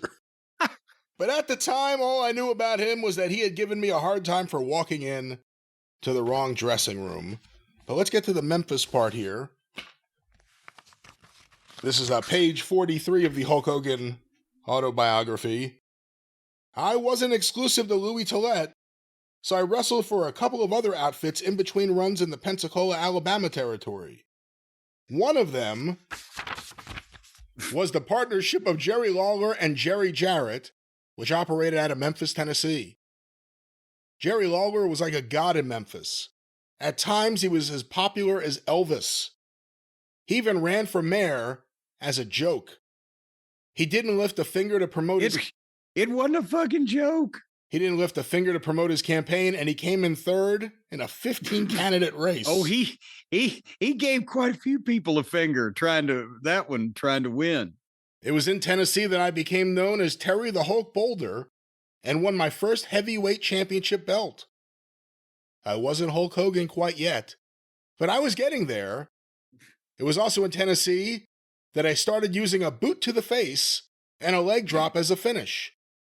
Nobody else was using a leg drop at the time, so it set me a little apart from the other guys. Okay, hold on one second. People in this territory had been watching Plowboy Frazier drop the fucking leg for goddamn 15 years at that point. Here's the thing, Hogan did start, I don't remember the boot to the face yet. It definitely didn't always preface the leg drop, but when he started doing the leg drop here, I can testify it was the most air he ever got. Because the Memphis rings had some give to him because it was a bumping territory, and he could get a little spring and he would get air, and it looked fucking good for a guy that size. That was one of his, most accomplished moves. But when he got to the rings that Vern and then Vince had, that air significantly fucking declined. One night in Memphis, I saw Jerry Lawler put a pile driver on a comedian named Andy Kaufman, who had gotten involved in wrestling. Then Lawler and Andy Kaufman showed up on the David Letterman show. Lawler slapped Kaufman, and Kaufman threw coffee in Lawler's face. And all of a sudden, Andy Kaufman began showing up on wrestling cards on a constant basis. I didn't hold on here 1 second. By the way, the Hulk worked Memphis in 1979 And Lawler pile drove Kaufman on May 5th, 1982. Just for perspective. Now, he did come in one time as a heel managed by Jimmy Hart against Lawler. Was that 81? February 1981. I was there, and I'm in the fucking at ringside in the video taking pictures. Okay, well, he puts himself here in Memphis when this happened. I don't understand why they let a guy like Andy Kaufman get into the ring to wrestle, especially after I had worked so hard to pay my dues. But I was young and green in those days. I thought wrestling was about having a good match, getting a 6-pack of beer, and picking up a girl. It didn't occur to me that we were trying to draw money. I remember a time at the old Chicago Amphitheater. Now, actually, during the period of time that Hulk was in Memphis, that first run, I could agree with that. It didn't appear that he knew that the object was to draw money. I remember a time in the old Chicago Amphitheater when I was working for Jerry Lawler and Jerry Jarrett, when I happened to walk in on a meeting in the dressing room. Lawler was there, Jarrett was there, and Andy Kaufman was there. Oh, good Lord. It was like walking into a Pentagon meeting. I knew I needed to back up. I knew I needed to back right up. Because all three of these personalities are so intimidating. Because I wasn't welcome. Later on, I passed Andy Kaufman in the hallway. I didn't know him, but I didn't think it would hurt to be friendly, so I said hello to him. Why would he think that? Why would that even pass some kind of editing process if this is indeed a book instead of like Mario Galinto's self-published thing that his fucking wife wrote? Well, let me stop here and ask you. So because you were still around, when Lawler and Jarrett ran all those shows at the Chicago Amphitheater, was there typically a room that they held their secret meetings with Andy Kaufman in? No. Well, and here's the thing, Jarrett and Lawler never ran the Chicago International Amphitheater. Lawler has worked there. It was long past a point where Hogan would have worked for Vern and been at the Chicago Amphitheater, where Lawler and Jarrett co-promoted Super Clash. That was in 1987. Hogan had other fish to fry at that point. Andy Kaufman died in 1983. None of these people coexisted on a wrestling show in Chicago or anywhere else. Kaufman didn't die in 1983. I'm sorry, it was 84, right? The beginning of 84, I believe, yeah. But the point is, no, Hulk Hogan, I'm sure Andy Kaufman and Hulk Hogan had met at some point. And we know Lawler and Kaufman had met. We know Lawler and Hulk have met, but they weren't all three in the same place the same fucking time ever, especially with Jerry Jarrett added to the mix. Yeah, that's what I was going to ask you. Did Jerry Jarrett, to the best of your memory, ever fly up for one of the Chicago shows in 83? Maybe at Super Clash, maybe, thinking, well, if I'm here, Vern will have to give me some money, and he didn't. But no, this is all, and again, the timeline don't work. The Hulk came into Tennessee, and God damn it, was it? Yes, it was early 79. They did the video that's out there on YouTube, but you've seen it with Michael St. John doing the voiceover, and they shot him from feet to head, right on with the lighting of the bodybuilding. It's the Hulk, and he worked as Lawler's tag team partner for a few weeks. I think against Ron Bass and Pete Austin that he worked with him and his brother Eddie Boulder, who came at, but Terry Boulder was here for a few weeks. He did a team thing with Lawler against the Mongolian Stomper and somebody. And then he was out for several weeks, which I believe was they sent him to Mobile, one of the runs there. And then he came back, and he introduced his brother. And that was the summer of 79, where it was Terry and Eddie Boulder, who later would become Dizzy Hogan, Ed Leslie, Brutus Beefcake. And they had a program with Ron Bass and Pete Austin, who my old partner Danny Davis was managing, Sergeant Danny Davis.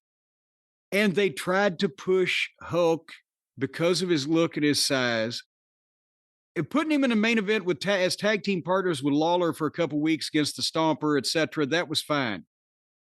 But then that night in Memphis, and that was the WFIA convention, they tried to put Terry and Eddie Boulder against Ron Bass and Pete Austin in the main event after they'd seen Jerry Lawler and Bill Dundee versus Michael Hayes and Terry Gordy, the Freebirds, and Jackie and Roughhouse Fargo against Wayne Ferris and Larry Latham, the Blonde Bombers, and Danny Davis in a 3-on-2 handicap match where they tore the whole building up.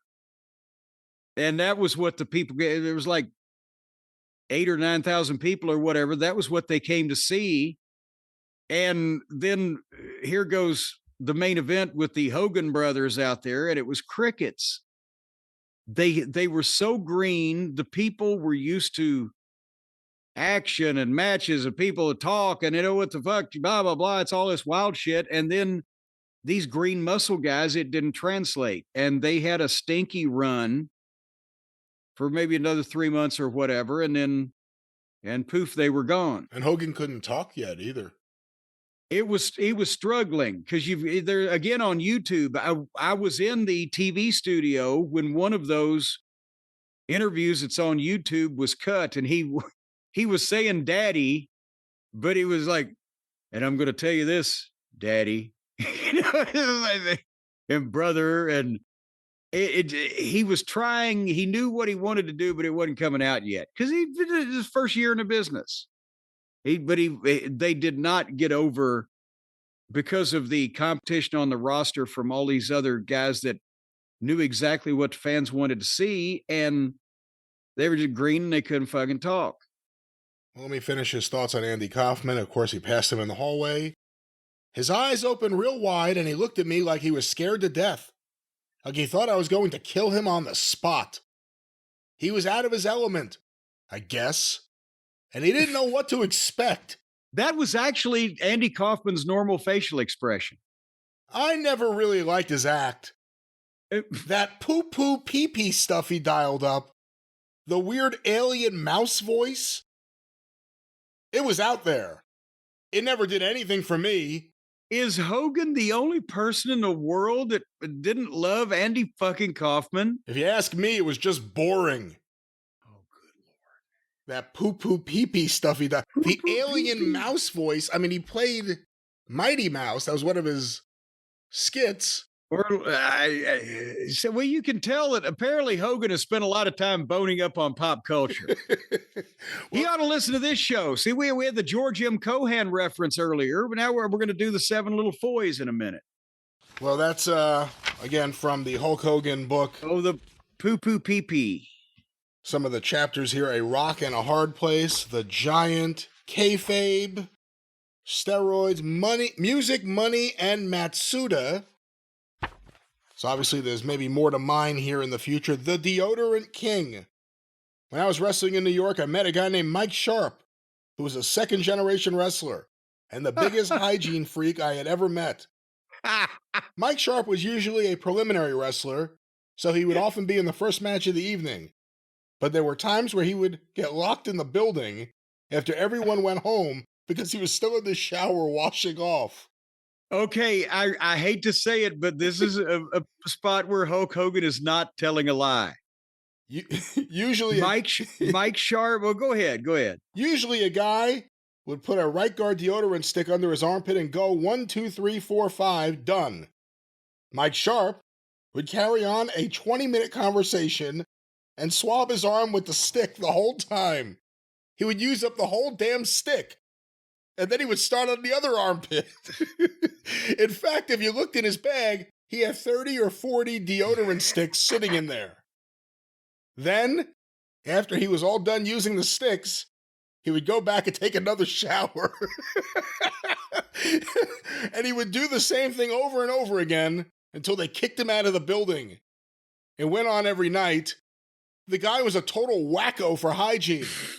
By the way, that's an entire chapter. That's chapter 12, The Deodorant King. Well, and it degenerated into just a bit of exaggeration, but not that much. It was Mike Sharp was, and I only peripherally knew him because he was still working when I first started with the WWF. He was still working, especially like for TVs in the Northeast, whatever. but he was noted in the industry. It wasn't just with he, I guess, had some kind of OCD, but he was a physical fitness guy too. He was very, serious with that. And he would get to the building like hours before everybody did, so he could go out and run the bleachers. You just see him running up and down the stairs in the building, up and down and up and down and up and down. And then he'd take a shower.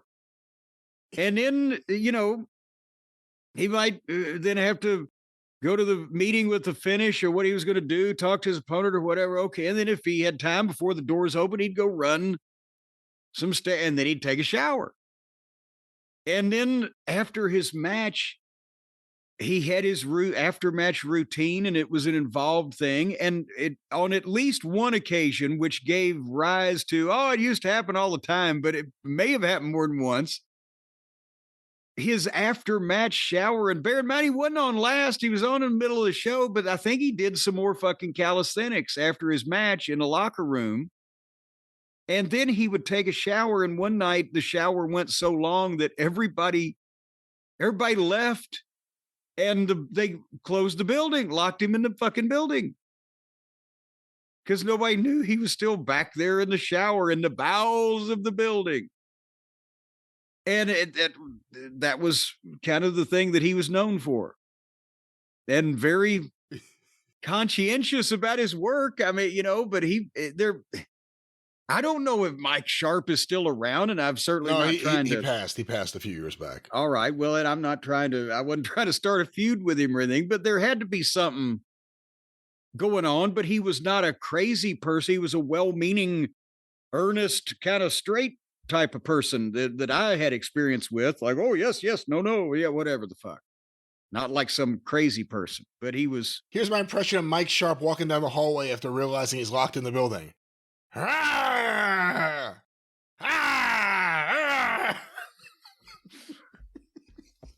He used to just growl in his matches. That's what made him stand out. I loved it.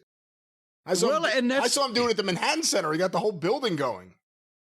He looks a lot like, I guess maybe even some of the fans who saw him on WWF TV don't know his father and his uncle, the Sharp brothers, Mike and Ben Sharp, Mike Sharp Sr., they were a giant, big name attraction tag team in the 1950s. And they were on that first tour in Japan with Ricky Dozan, where the Sharp brothers in Japan, because they were like 6'5" or 6 apiece and 260 pounds or whatever. That was giant for the time. So they were the first major Americans names wrestling in Japan, and they were a noted tag team. And he looked a lot like him, but he had that old-fashioned 50s way of body language, way of carrying himself and drawing back at the fans and all that stuff. It was great. But he pulled it off. He made it work. But he was locked in at least one building for bathing too long. I just found a flyer the other day for his wrestling school down in, I think, Brick, New Jersey. And a lot of the Jersey indie guys of the 90s came out of there. Devin Storm, Donnie B, I think maybe Mike Moraldo, Inferno Kid, maybe. I don't know. A lot of guys from New Jersey came through. Maybe not Inferno Kid, but a lot of the other guys. I don't know. Well, thank you for that clear and concise. I'm trying to think of a couple. Maybe Rick Ratchet, but I don't know if any wrestling school would want to take credit. You've been keeping long hours with all this business we've been trying to conduct here lately. More to be announced. But Jim, let's go from the wonderful world of Hogan to Europe. Back to Europe for more WWE. More WWE in Europe for WWE Raw on Netflix. Well, they were in Glasgow, Scotland. Shout out to our friend Kenny McIntosh. He's getting married this summer at a location near some of you people over there. So be sure to crash Kenny's wedding. But they were, again, they've been in Italy. They've been in Spain. They're in Scotland. They're going to London. And I mean, if I was 30 years younger, I might say, yeah, for the next 4 years or so, keep me the fuck out of America as much as you can. But God almighty, some of these people might want to go home and see their family every once in a while, mightn't they? And they're sold out again. 11,000 whatever people. And the crowd shot with the drone coming into it's a bowl type arena is what I'm trying to say. So it was round, and when the drone came in, it looked like one of the Thunderdome that we talked about, Brian, where the motorcycle rider can just ride around the bowl. The Thunderdome. The crowd looked impressive, did it not? It did, and they, of course, love to sing and shout and twist and shout and dance and let it all go. It's like when rock and roll first Let it all hang out. It's like when rock and roll first hit Russia. When Billy Joel was playing, and finally the fans are like, hey, the troops aren't going to shoot us. We can dance. Yes. Oh, comrade, move your booty. Oh, well, yes, they were singing here and chanting, and they play John Cena's music. And immediately, John Cena sucks. John Cena sucks. John Cena sucks. And you know what? We thought we were going to see some kind of Hollywood Hulk Hogan transformation where he's going to start wearing all black or look heelish or grow a beard or something. He hasn't changed the outfit and one iota or the burger towel that he holds up. And by the way, you know, John Cena, that's where he got the idea for the towel that he holds up. From my burger towels. Obviously, that's one of the things I taught him in OVW. You knew that, didn't you, Brian? I had not heard that. That's not something I had seen before. Well, you've heard it now. See? You never know what you're going to learn here. Or potentially what I can make you believe. But the thing I'm saying is, it works to me. Now, not changing the look, because now that you want to find something wrong with it, or the people want to pick at it or whatever, because let's face it, he's still a man that's almost 50 years old wearing that stupid fucking outfit and waving a burger towel around and hustle, loyalty, respect, you can't see all that stuff. It worked for the time, and then it worked because it became iconic. But now that they're looking for a reason to not like it, it fucking works. That outfit gets some fucking heat, doesn't it? If you're thinking about it that way. I think so, yes. And also, I do think the idea is that he didn't change. They changed. Or is that what he's saying? No, he's saying that everyone's always been awful. Maybe I'm wrong. They've always been awful. That's right. But I'm just saying, they were thinking, oh, is he going to change it? Is he going to change the music? Are they going to change the looks? Is he going to come out and gone all Hollywood with The Rock or whatever? No, he looks like a fucking balding man having a midlife crisis, and he's pouting. And that's the look. That is boo-boo face. The look that he's giving it when he comes out, he's the opposite of, oh, I'm happy, let's go to work, and I'm going to slide in. He's walking out. He's looking at those people with boo-boo face like, fuck you. And all he has to do is something on your mind, and they boo him. And he heals the fan, but he's being a fucking... And now he's got a stick up his ass. John Cena, the doctor of thugonomics, the guy that, was anti-authority and establishment in his youth or whatever the fuck, at least in their minds, is now, he's the fucking petulant fucking old guy. Get off my lawn, kids. He's you know what he's doing, Brian? He's yelling at clouds. But they're fuck you, Cena and Netflix. At first, they tried to bleep fuck you, Cena, but the guy was off. So what I heard was fuck you, bleep, fuck you, bleep. And then they started chanting, shut the fuck up. And the guy just quit. He just said, fuck it. I'm not even getting in this. But he cuts the promo on the fans. And how they're all horrible people. For 25 years, I've listened to your lies and noise. And I got to recognize the one guy with the sign that says, Cena fears Finn Martin. Finn Martin, obviously longtime editor of numerous wrestling publications in the United Kingdom, and he's actually the American or the English cousin of the American Quinn Martin. Brian, you know Quinn and Finn, they were quite a tag team. I don't think there's any back relation. In the Tennessee territory. I don't know about that. And then Cena said that your lives are all sad. You got sad lives. And he did the heel promo on the fans and their shortcomings, and I can't do it justice because he's the linguist, but he knocked him for not liking the spinner belt in 2005. And how everybody hated that. So now he's going to ruin wrestling for everybody because at WrestleMania, he's going to win the title for the 17th time and make you forget all about Ric Flair. And even worse, I'm winning the title and I'm retiring with it. I'm taking it home with me. So I'm going to be the last real champion here. And I'm going to walk away with your memories and your dreams. And you can't stop me. And they hit Cody's music. Oh my God. And now they're happy. And they're singing and they're whoaing. And here comes Cody to answer this effrontery to the wrestling fan there in Glasgow. And of course, he immediately, but when his music comes down, the people chanted for him. Again, it's the soccer, I guess. They know all the tunes and all the ebbs and the flows of the things. They're very musical people over there, aren't they? Who would have thought it would be soccer, if the football, as they call it over there, that would get people together? I get they're musical because they get their bell rung all the time. Is that what we're being told? Who's telling us that? No. Well, then how come they sing so much better than the crowds in America? The American crowds don't sing.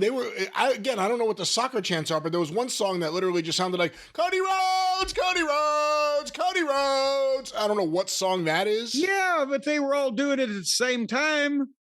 Over here, you can't get people to agree on the lyrics to Stairway to Heaven. Anyway, Cody comes out and does a babyface promo and takes up for the people.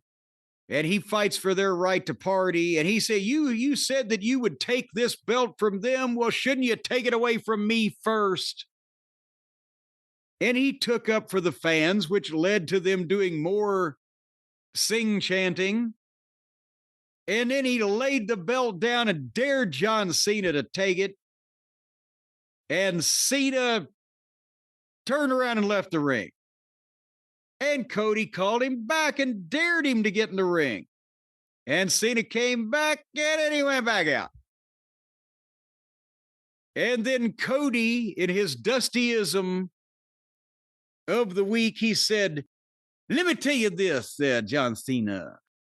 Your psychotic need to take this doesn't outweigh our need to keep it, baby.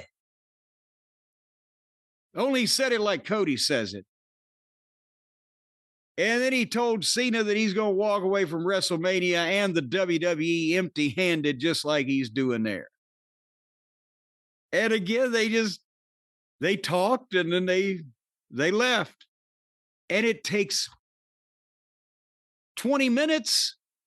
And I'm not saying any of it's bad, but it's just between the singing and the chanting and the milking and the entering.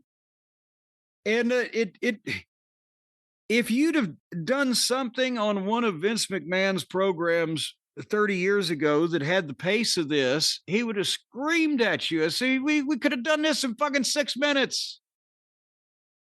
But it was very good. What'd you think? I thought it was excellent. It went a really long time, but I really enjoyed it. But some of the critics who have not liked the Cena heel promos, I've seen them say, and they're right, it went a long time, but it was really good.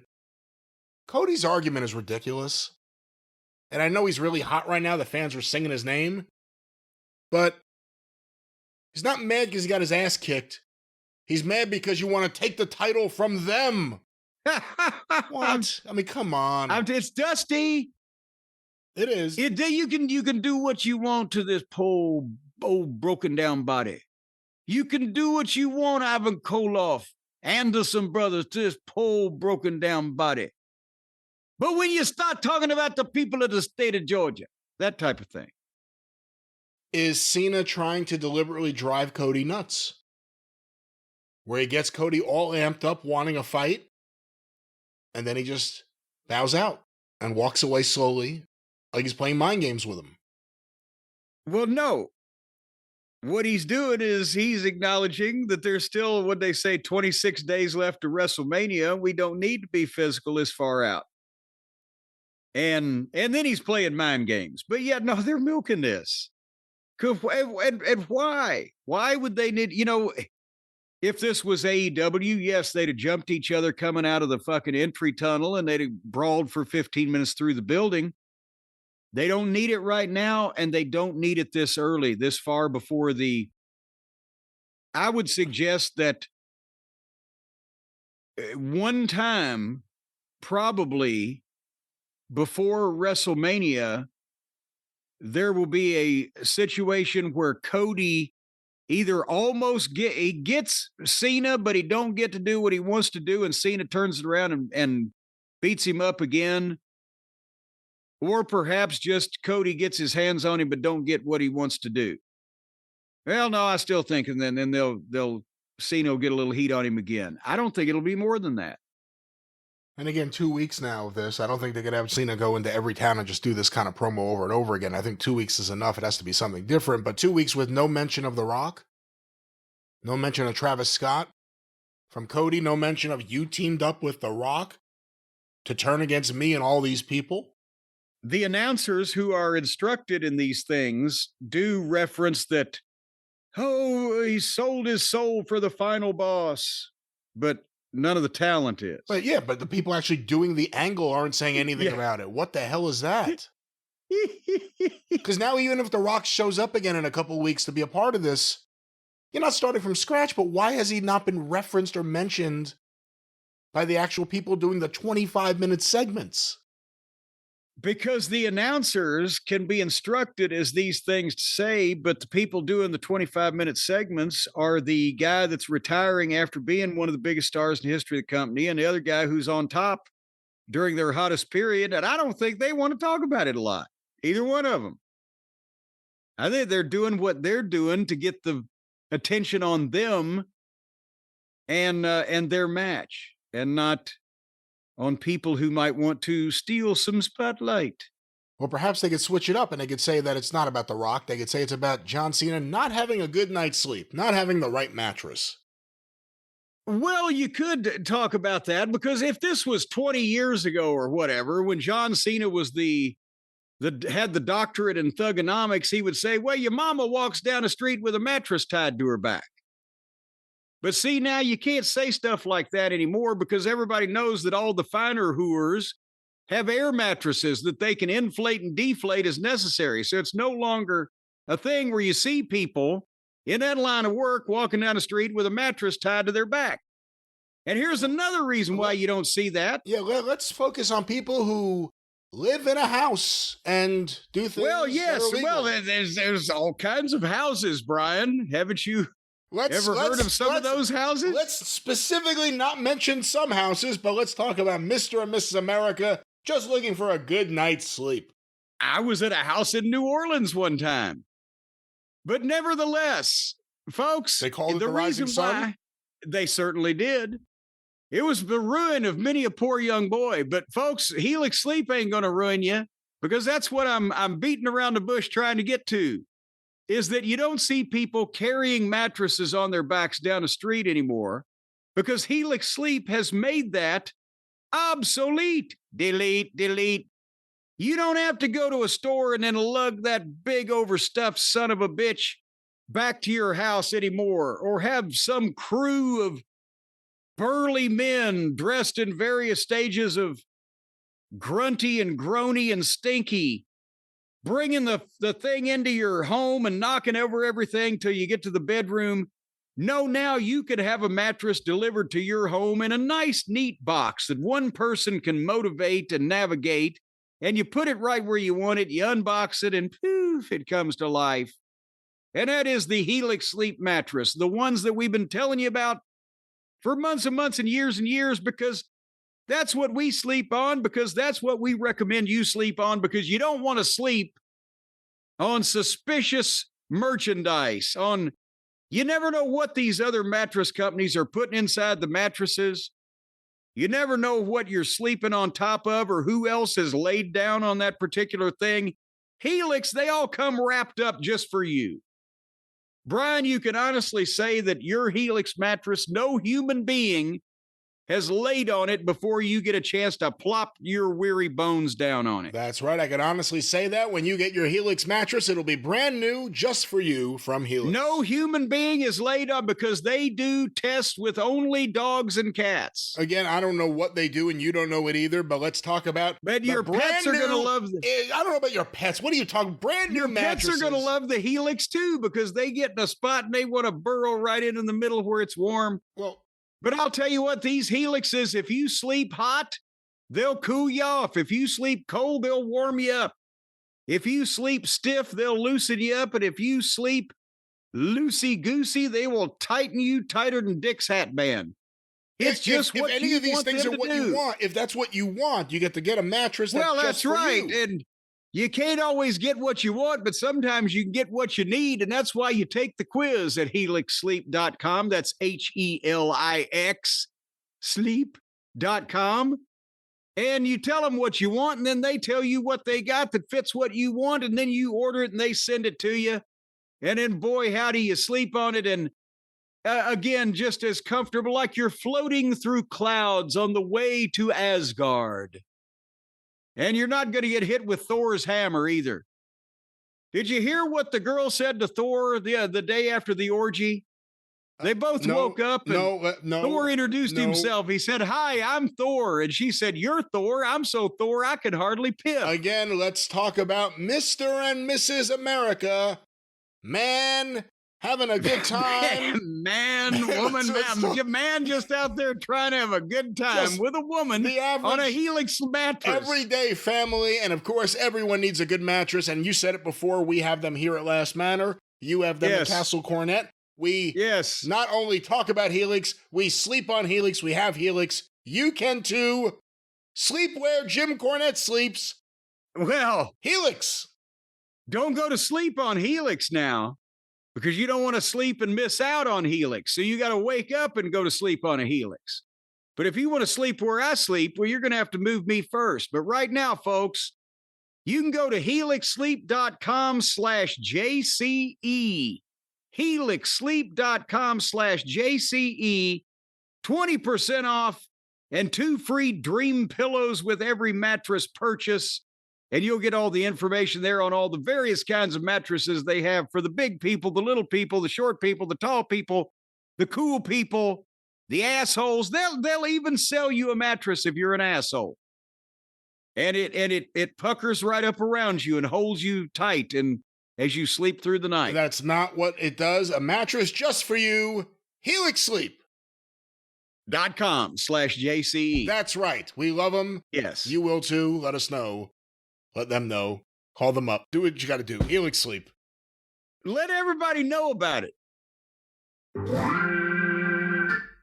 All right. We got to wake up coming out of Helix Sleep, of course. And Jim, I understand before we get back to international affairs, we have some local news. Well, boy, I tell you, somebody got a wake-up call. Of course, one of our stringers sent this into the desk. It's the guy that's covering the Ryan Nemeth beat this week. Folks may recall, although maybe you don't, it's been a while, but Ryan Nemeth sued, who was it? Tony Khan, All Elite Wrestling, CM Punk, potentially Home Depot, and Dan Rather. I'm not sure. No, that was Raka Khan. Don't get the two confused. Oh, I'm sorry. Okay. For blackballing him from the wrestling industry and ruining his, what would have been an incredible Hall of Fame career. And there was some ridiculous verbiage that it was almost like some kind of comedy club or improv room parody of what a lawyer would put in a lawsuit about the fascination that Tony Khan had with CM Punk and the adoration and adulation. And anal interference or whatever. I could say with more to be said in the future, we are literally involved with lawsuits where we detest the person who we've had to sue, yet we didn't get as personal as he did in his fucking lawsuit. We wanted to, but respectable attorneys that you would think would be, the ones you'd want to win a case would not have approved this. But nevertheless, that's the last we heard of that. From Ryan, well, apparently now Ryan Nemeth has changed his little bio on his, I think it's Twitter. It's at and follow, and he's got the followers and he's following 3,000 people. That's when you know you're just a social climber. Who can follow 3,000 people and give a shit? But nevertheless, he's changed his bio. Would you like to hear what the new bio is for Ryan Nemeth on the social mediums? I didn't know what the old one was, but sure. It says, raise your hand if a literal billionaire sent someone to sue you 4 minutes before you walked on stage for your off-Broadway debut play this weekend. And a little emoji of a yellow-faced fellow with a blue sleeve slapping himself on the forehead. So apparently there has been a countersuit to the suit. Apparently David Geffen finally got his hands on Ryan Nemeth. Good to hear. And poor Ryan, he was off Broadway. I understand it was a play in Schenectady. It was off Bowery. Well, no, Hunts Hall turned him down. But Bernard Gorsey said he'd do it if the money was right. So now I guess we'll be hearing that there is a countersuit for some kind of, what would you sue in return for that suit that we read? Bad writing? Did we didn't hear, what would Tony sue him for? I mean, I know that Tony, this is their move. It's not even about Ryan Nemeth. They try to force things back into arbitration. That's what they want. The last thing they want is to have to go through the courts, and the last thing they want is to have to go public with a trial, with a jury, and everything else. Well, Ryan Nemeth got served, and he wasn't even in a dance competition. He's been served with something, because that's the way that, these amateurs who've never been in multiple lawsuits from a variety of positions, such as myself, that's the way that they refer to being served in a suit. Is he said somebody to sue me. And now he's going to sue Carol Channing for being blackballed from Broadway. How many billionaires do you think he's sideways with? That could this not be Tony? Is this another billionaire? Well, it's interesting. Would Tony do this as a way, if it was true, and if we're going with the idea that anything in this lawsuit is true, would Tony do this in this fashion as a way to win back the love and affection of CM Punk? Hey, remember when they served you right when you were going to get married? This guy ain't getting married. I waited until he was going to debut on Broadway, but that never happened. Yeah, this is the best it's going to get for this guy. So we'll get him here. But no, I think Tony is suing him for defamation of his manliness for talking about the fascination that Tony allegedly has for Punk's manly bits. And he's like, this is ruining me from getting all the young debutantes at all the balls that from the other kids of parents who invented bumpers for cars or wherever the fuck his social circle is at. What are you giggling at? That must be his social circle, sure. The kids of other parents who invented car bumpers. Jim, can you meet my friend Mike Michelin? Circle. Do you know my friend Mike Michelin over here? Yeah, he's the one we always talk about with the spare tire around his waist. Oh shit, it's Goodyear Rob. Goodyear Rob's over. Come over here. Say hello to Tony. Bumper Tony. Tony's got plenty of bumps he's gonna be doing. I kid. Of course. Tony the Bumper, baby. I'm sorry for rubbing my hands together as I'm thinking about all this. Chase Nakarado is going to get mad. Travis Heckel is going to have a mental breakdown trying to figure this one out. Ryan Nemeth arguing, even to get past the insults, arguing he's blackballed was ridiculous because he might be someone that AEW wouldn't hire, but that wouldn't stop WWE. Tony Khan would have nothing to do with that, and he's been working for TNA. where his brother's there. And he's off Broadway. And he's off Broadway. AKA TNA. he's you know, what was he in? Was he in Hair? Like, what was he actually doing off Broadway? Rent with Ryan Nemeth. What was he doing? Wait a minute. He was in a takeoff of Grease called Hot Water. Bye Bye Birdie, but it's Bye Bye Tony. Yeah. That's all about the lawsuit. Well, that is the local news. Let's get back to WWE Raw. Oh, they still were doing that, weren't they? In Scotland, in Glasgow. There was at Glasgow, I'll have you know. Glasgow.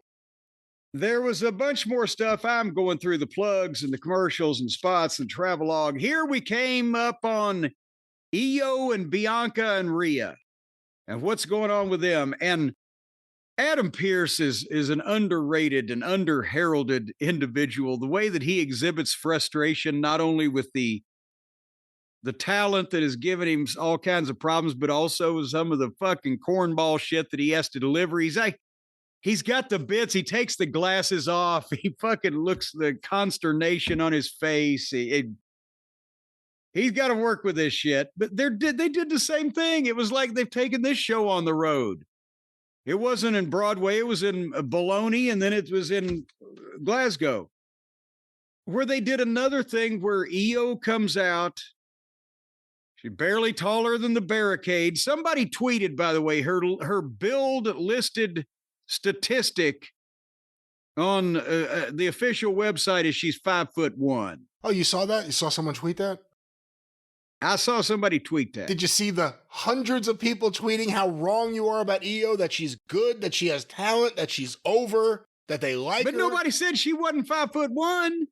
I said she was in the range. I think that was the range I said. I said up to 5'3". I said up to 5'3". Right. I capped it at 5'3". You sound like the fucking guy that gave me the warranty on my fucking roof. But anyway, she struggled to say that she would take on both Rhea and Bianca. When Bianca came out, interrupted Adam Pearce. He was trying to make a proclamation again. He couldn't get it out because these people wouldn't quit interrupting him. And Bianca says, this is bullshit. She didn't say bullshit, but she might as well have. She earned the number one contender spot. She's not letting Rhea into the match because she doesn't deserve it. And then Rhea's music hits and a big pop. Now they brought the big guns out. Because Io, they're polite. And Bianca, they seem like they're not happy with Bianca over there in Glasgow. But Rhea brought the house down. And she said, I don't give a damn about WrestleMania or who I've got to go through to get my title back, but I want my rematch. And Bianca tells Rhea that, well, you can just hold on and just hold your horses for 3 weeks and wait till I beat Io, and then you can have your rematch with her or with me. And they did the same thing, but they've done this how many times? Like 2 or 3 times now, where Bianca and Rhea get face to face, arguing, ignoring Io, and she starts to walk up, and one of them just pie faces her, like, get her out of the way, like, yeah, not now, kid. And then Io again started back at him, and Pearce blocked her off. And no, don't do it. So I'm pretty sure at this point that some way or another, Rhea and Bianca are coming out of this thing feuding for the title or even a chance at the title if they don't take it from Io at WrestleMania, but Bianca is going to be the heel. But Pearce has the solution. Next week, it's going to be Rhea versus Io, and the winner will face Bianca at WrestleMania. And some way or another, I bet you that Bianca is going to cost Rhea the title with Io next week. But anyway, nevertheless, then they all three, Rhea and Bianca, start arguing again, and Io ran at Bianca, but Bianca alley-ooped Io, but Io grabbed Rhea in a Hurricane Rana or whatever, and they went through the most preposterous series of choreographed 3-way shit that I have ever seen. And even though this was a overseas crowd into everything, the people weren't really going crazy for it because it was there was no payoff and excitement and aggression. It was just the endless alley-oop into somebody else foiling someone else's move. But whenever Bianca got a hold of Io like she was going to do something, they booed the fuck out of that. Did you notice that? I've been telling you I thought that Bianca's giving off heel vibes for a few weeks. Ever since the Naomi attack in the... Oh, now you agree with me. I've been saying it. And I think every time I would say it, you would just turn it around to insulting Io Sky for no good reason. But here we are. Is this still going to end up a three-way? I think it's almost got to the way that they're going, doesn't it?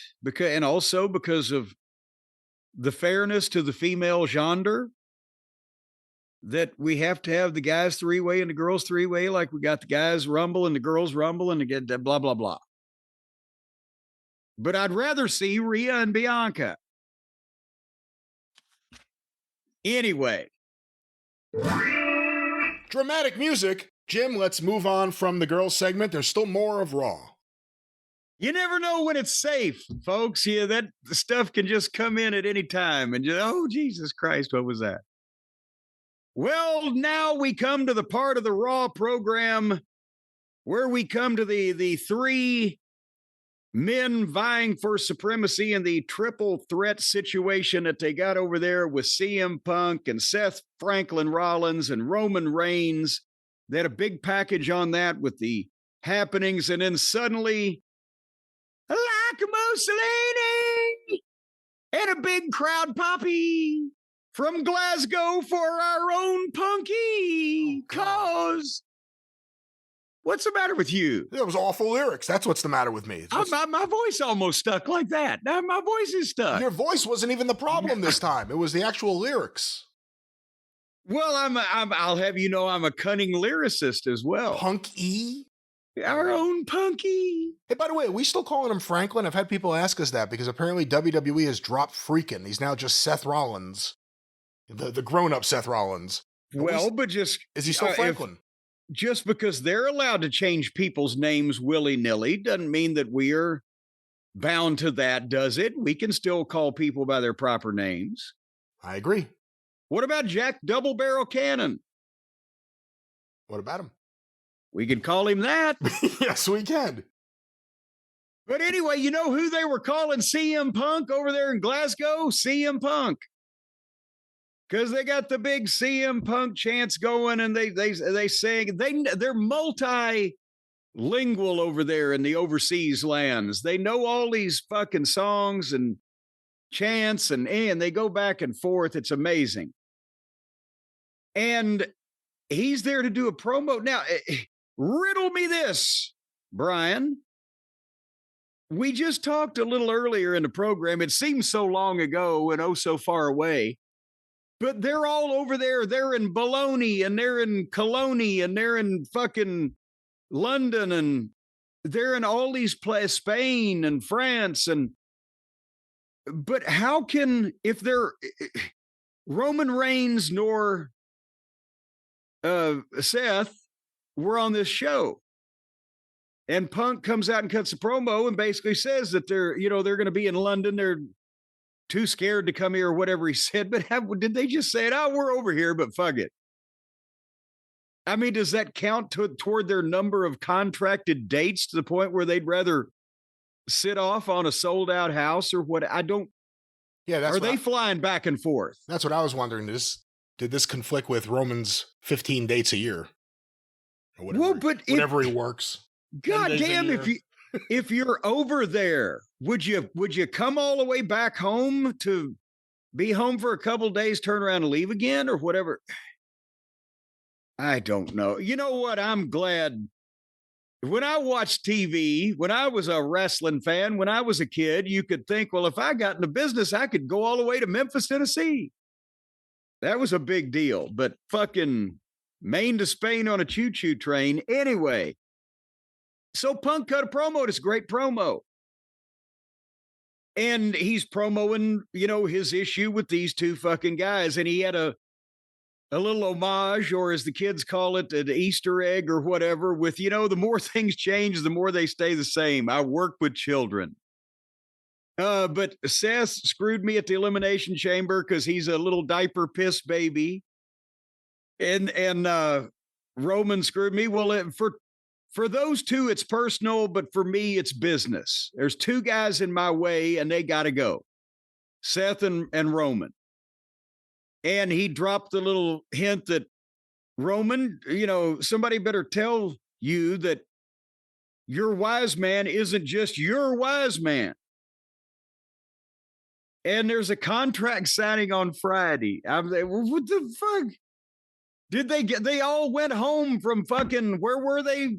Friday night in Spain or Bolivia? They all went home and are coming back to London fucking Friday. You always mention Bolivia. Bolivia's nowhere. We got a big audience. I'm trying to talk to the people out there, the cult of Cornette.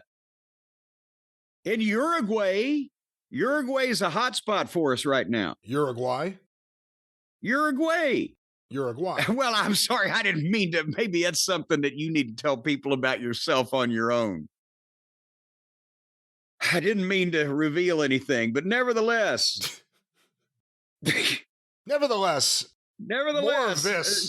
More of this that's happening.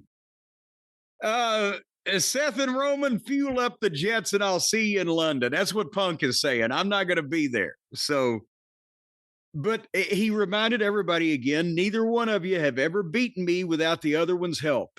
And I brought you into this business and I can't wait to take you out of it, because they were his shield along with the other guy before he started exhibiting all the brain damage symptoms or whatever. What do you think? I hate to go back to him. That's probably what Renee thinks, but what does he think when his two compadres are two of the biggest fucking wrestling stars in the goddamn world for the biggest wrestling company in the world, and he's over there getting a fucking phony bat stuck in his back? I think he has personal satisfaction in that he's able to do all the stupid stuff that Brock Lesnar said, I'm not doing this, you idiot.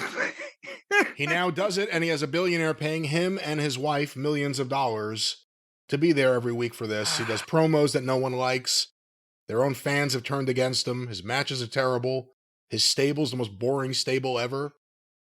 But he's doing his own thing. If he was here... But hey, he's independent. Hey, listen, he's also exposed himself. I'm not saying WWE wouldn't bring him back, because they'll bring anyone back, especially to hurt Tony. But man, I can't even vision him fitting into the scene over there right now, because he is awful. And these guys aren't. Well, nevertheless, they weren't there, but Punk was, and he's going to see him Friday in London for the big contract sign. So, again, they get to see one of the stars, but this is a big deal to these people. Over there, they get one big show in, a dog's age, as Aunt Lola used to say. And then, Punk comes out and does a promo, but where are these other fucking guys? Oh, we're going to be in London. And even the people booed that. And he said, you're booing? He said, well, I can't help it. I'm here. So it was just like, fuck. Couldn't they just come out and walk around and talk a little bit? That's all they need to do. Anyway, would you like to go to the main event, Brian? Yeah, good promo, by the way. Good promo. Well, thank you. You're talking about Did Punk. you write this promo? Are you writing promos again? No, I thought you meant the one I just did. What do you think they're going to do with Heyman? Well, I don't know. And where's Brock? The Duke weight loss clinic. No, that's not what I'm talking about. Oh, you said me? What are you talking creatively? They're going to do with CM Punk's favor. We don't know what it is, but they're still teasing it. What do you think it'll be, and what do you think Heyman's going to do? See, the problem is, I think Heyman realizes, like I did at one point in time, 30-something years ago, when his shoe was on the other manager, that he's not as effective, or he can't get in the meat of the matter as much as a babyface, but circumstances, kind of demanded it. But now where do you go? And I don't know. It's not like that if he suddenly favored Punk over Roman that it would switch him heel. It's not like if he favored Roman over Punk, it'd switch him heel, unless they want to switch Roman back. So there may be some resolution to this where it's what's best for Heyman, which, again, might or might not. Where does Brock stand with Dana White and those guys? Are they happy with him? Yeah, I don't think there's any heat or anything that I know of. Okay, then it seems like that they will bring anybody that can make them money, and Brock could make them money, but maybe Brock wants too much money because he knows how much money because he was already making a fucking shitload of money. Or are they just waiting for all the Vince stuff to go away? Because until it does, you could bring him back, and the next week it's like, Brock Lesnar asked her for a plate of piss. I don't know. Dana White was on video power slapping his wife in a bar, and he didn't even fucking go home for a day. That is amazing. He was doing interviews on TV right after it, too. And he's just like, yeah. But now, I think there was a mitigating circumstances that she hit him first, but nevertheless. But yeah, so I don't think they care about that shit. Well, no pun intended. I don't think they care about that shit. But it's time for the main event. For the Intercontinental title, I had to watch this because I wanted to see. It could have been ugly. It could not have been. I was nervous. Braun Breaker versus Penta. And I'm thinking, is there going to be a style clash here? Is Braun too green to deal with that type of thing? And while it wasn't his best ever performance, it didn't stink. It wasn't that bad. There's still, Braun looks incredible, and his fucking style, he works like his father, and he has a personality of his uncle. But there's still, when Braun is having to position himself and cooperate for the Hava Coronas, especially the one that Penta halfway missed and kind of body scissored him, and just the stuff he's doing, it doesn't highlight Braun in the best light. But like I said, it could have been a lot worse. Although in the first 30 seconds, Penta grabbed him in a headlock with his right arm. And I know the people who are smart on the fucking internet are going to say, well, that's the way they do it in Mexico. Yes, that's the idea. That's the way they do it in Mexico. Which is another reason why it's always been hard for luchadors with no experience in the United States and or vice versa to fucking work with each other, because a lot of times they do work from the other side down there. But point is, they're not in Mexico. They were in goddamn Glasgow. And for Braun, I bet you that may be the first time that anybody would have ever headlocked him with the right arm before. And all he did was pick him up and throw him off and show his strength and everything. But what else could you do? He couldn't do anything else because it'd be all fucked up. That's the point. Does the guy he's been here forever. And so does he just forget or what? That may have not have been a rhetorical question, but could he just suddenly forget where he's at? I guess you could, but where you've been for years? I don't know. Anyway, it's just so odd. I'm thinking, what the fuck could you possibly do from that? You can't. Anyway. Braun controlled a lot of it. There wasn't a lot on the air, to be honest. They didn't show by the time they got him in the ring and etc. And then they went to break. But finally, both of them were down, and they did the dueling chant, but it was, let's go Penta, woof, woof, woof, woof, woof. And then Penta made a comeback and a backstabber, and 2 count, and Braun foiled a Mexican destroyer into a gut buster. And they were, again, I just don't like seeing Braun have to put himself in position for all this tomfoolery when he's got something going on. But then Penta did a dive and Braun was right there, standing there, and he had his arms up, and Penta went right past him. They both fell down, but Penta just landed flat on his ass on the floor from flipping over the top rope. And I'm saying, what the fuck? Why? Anyway, Braun hit the Breakensteiner and covered him, and the crowd was counting with that one. 1, 2, and he kicks out. And I'm thinking, all right. Braun gets up with the mean face. He's barking. And then Dominic and Carlito have appeared. And Dominic drew the referee, and Carlito got up, and Braun just brought him right in the ring and hit him with a spear. But the referee has to turn around and look and say, well, this guy's in the fucking ring. But now they've made the rule up that as long as the guy can get in the ring all he wants, as long as the referee doesn't see him hit anybody. The fuck? So the referee looks at that, but then Dominic comes in and clips Braun's leg, and then the referee disqualifies him. So they just wanted to get out of it. It was a spot show finish for the people in Glasgow because, why beat either one of these guys? And Dominic gets on Braun, and Finn comes in and hits Braun with a chair a couple times, and then he gives it to Dominic. Dominic hits him about 4 times with it. And then Dominic gives the chair to Penta and says, hit him. And Finn's like, what are you giving him the chair for?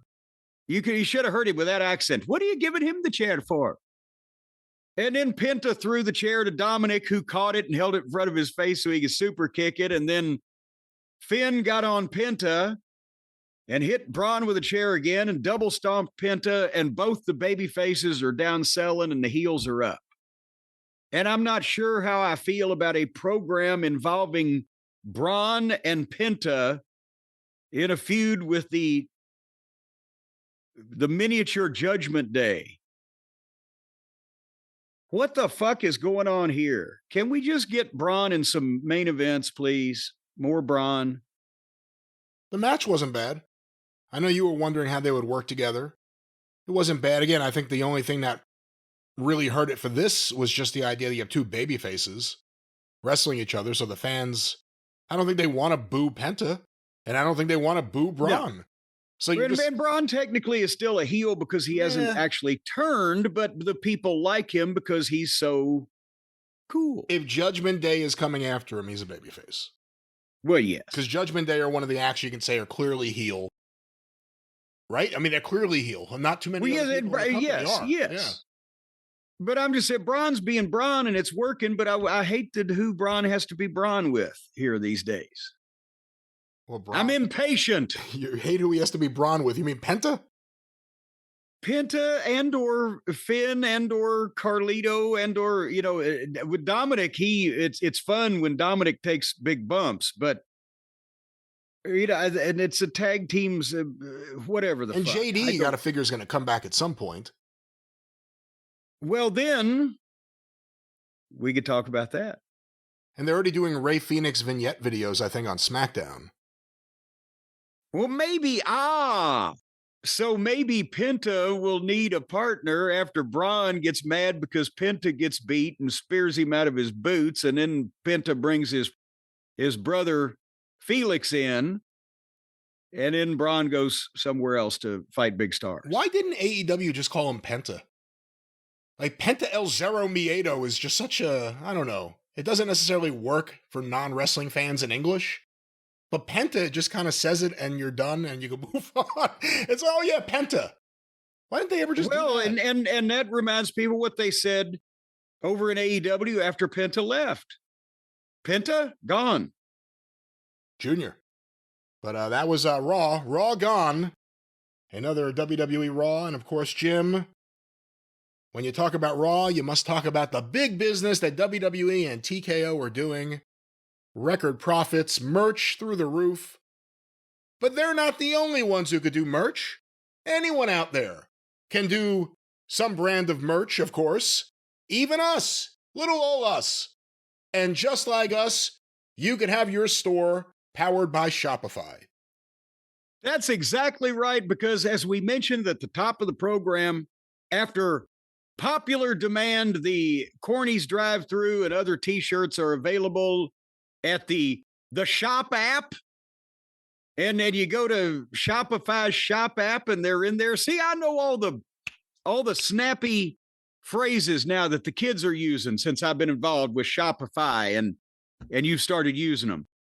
Shopify, folks, if you want to sell your merch or if you want to sell somebody else's merch, let's say that, for example, somebody makes some merch and then you buy it, then you turn around and you want to resell it. Well, you can sell merch all day long.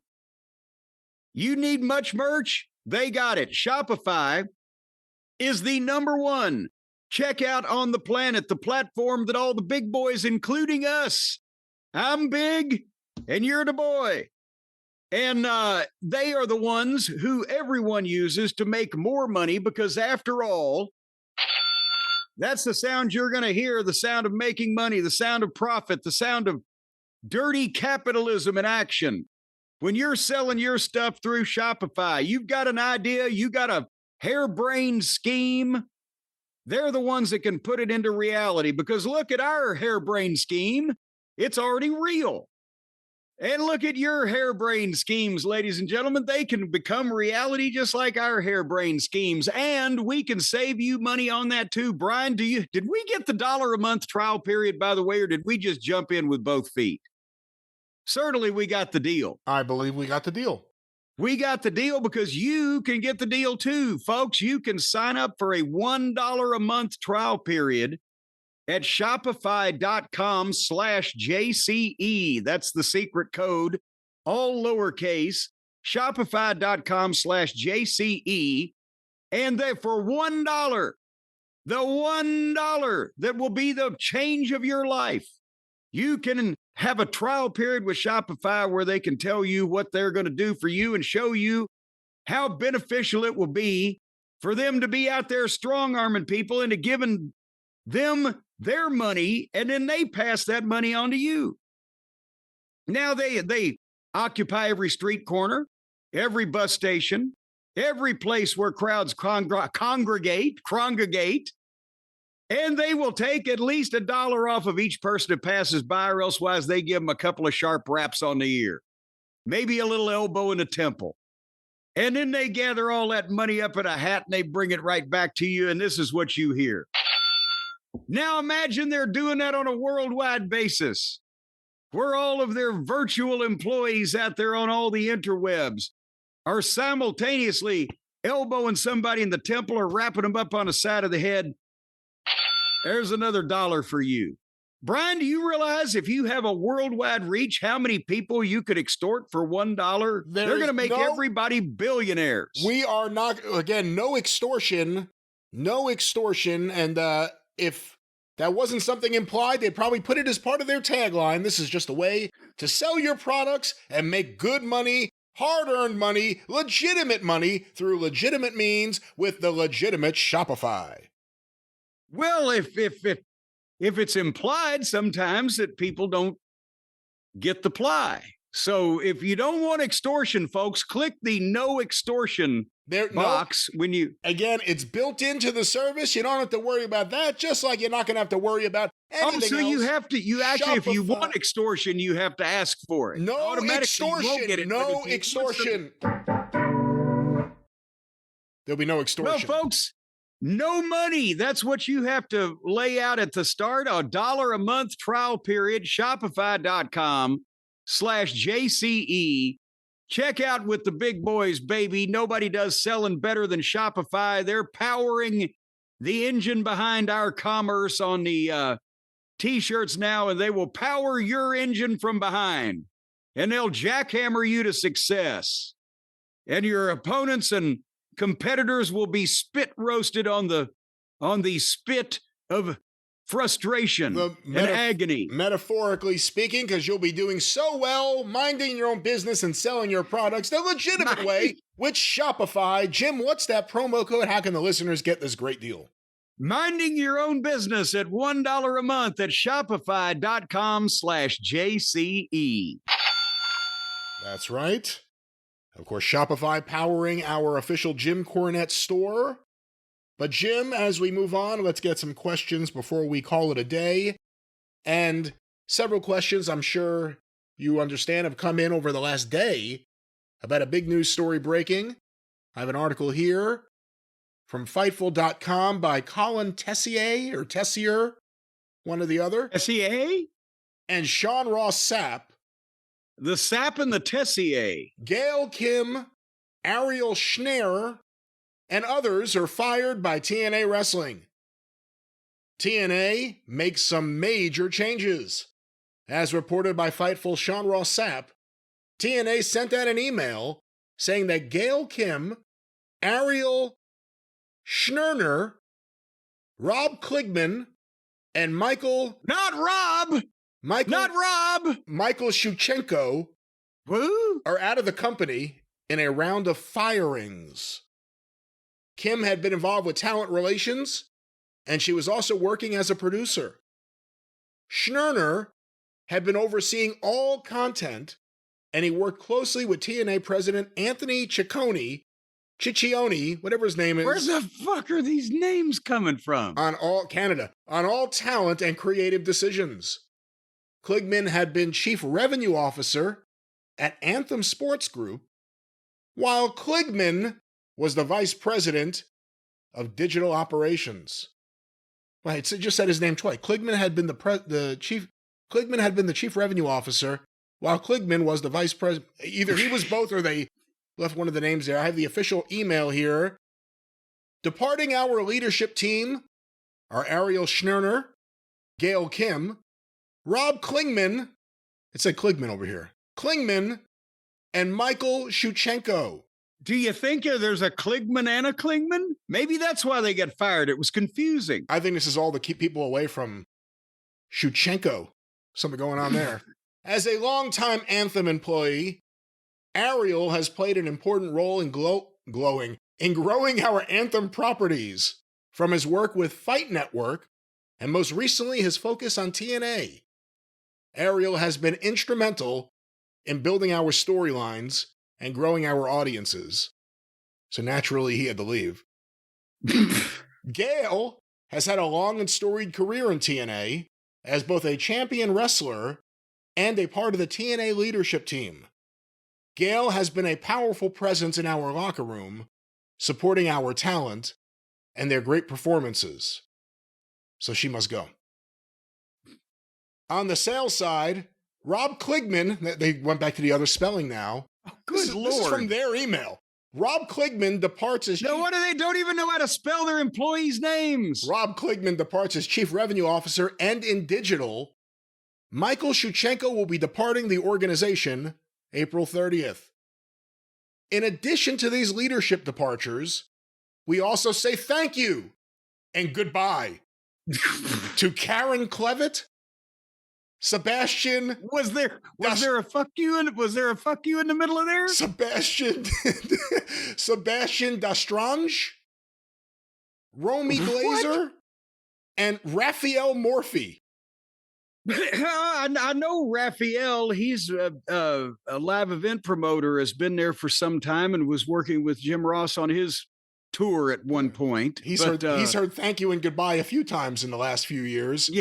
Our company is built on the strength and dedication of our team. And that's why we're booting them out. And these changes do not diminish the value or the contributions of those affected. So let me stop there. We have more news, but let's first go through this press release here about who's leaving. I guess the first name a lot of people wanted me to ask you about is Gail Kim, just because you do have a history with her. And of course, you have a history with TNA. I believe you guys were there at the same time. Yes. What do you think of Gail Kim?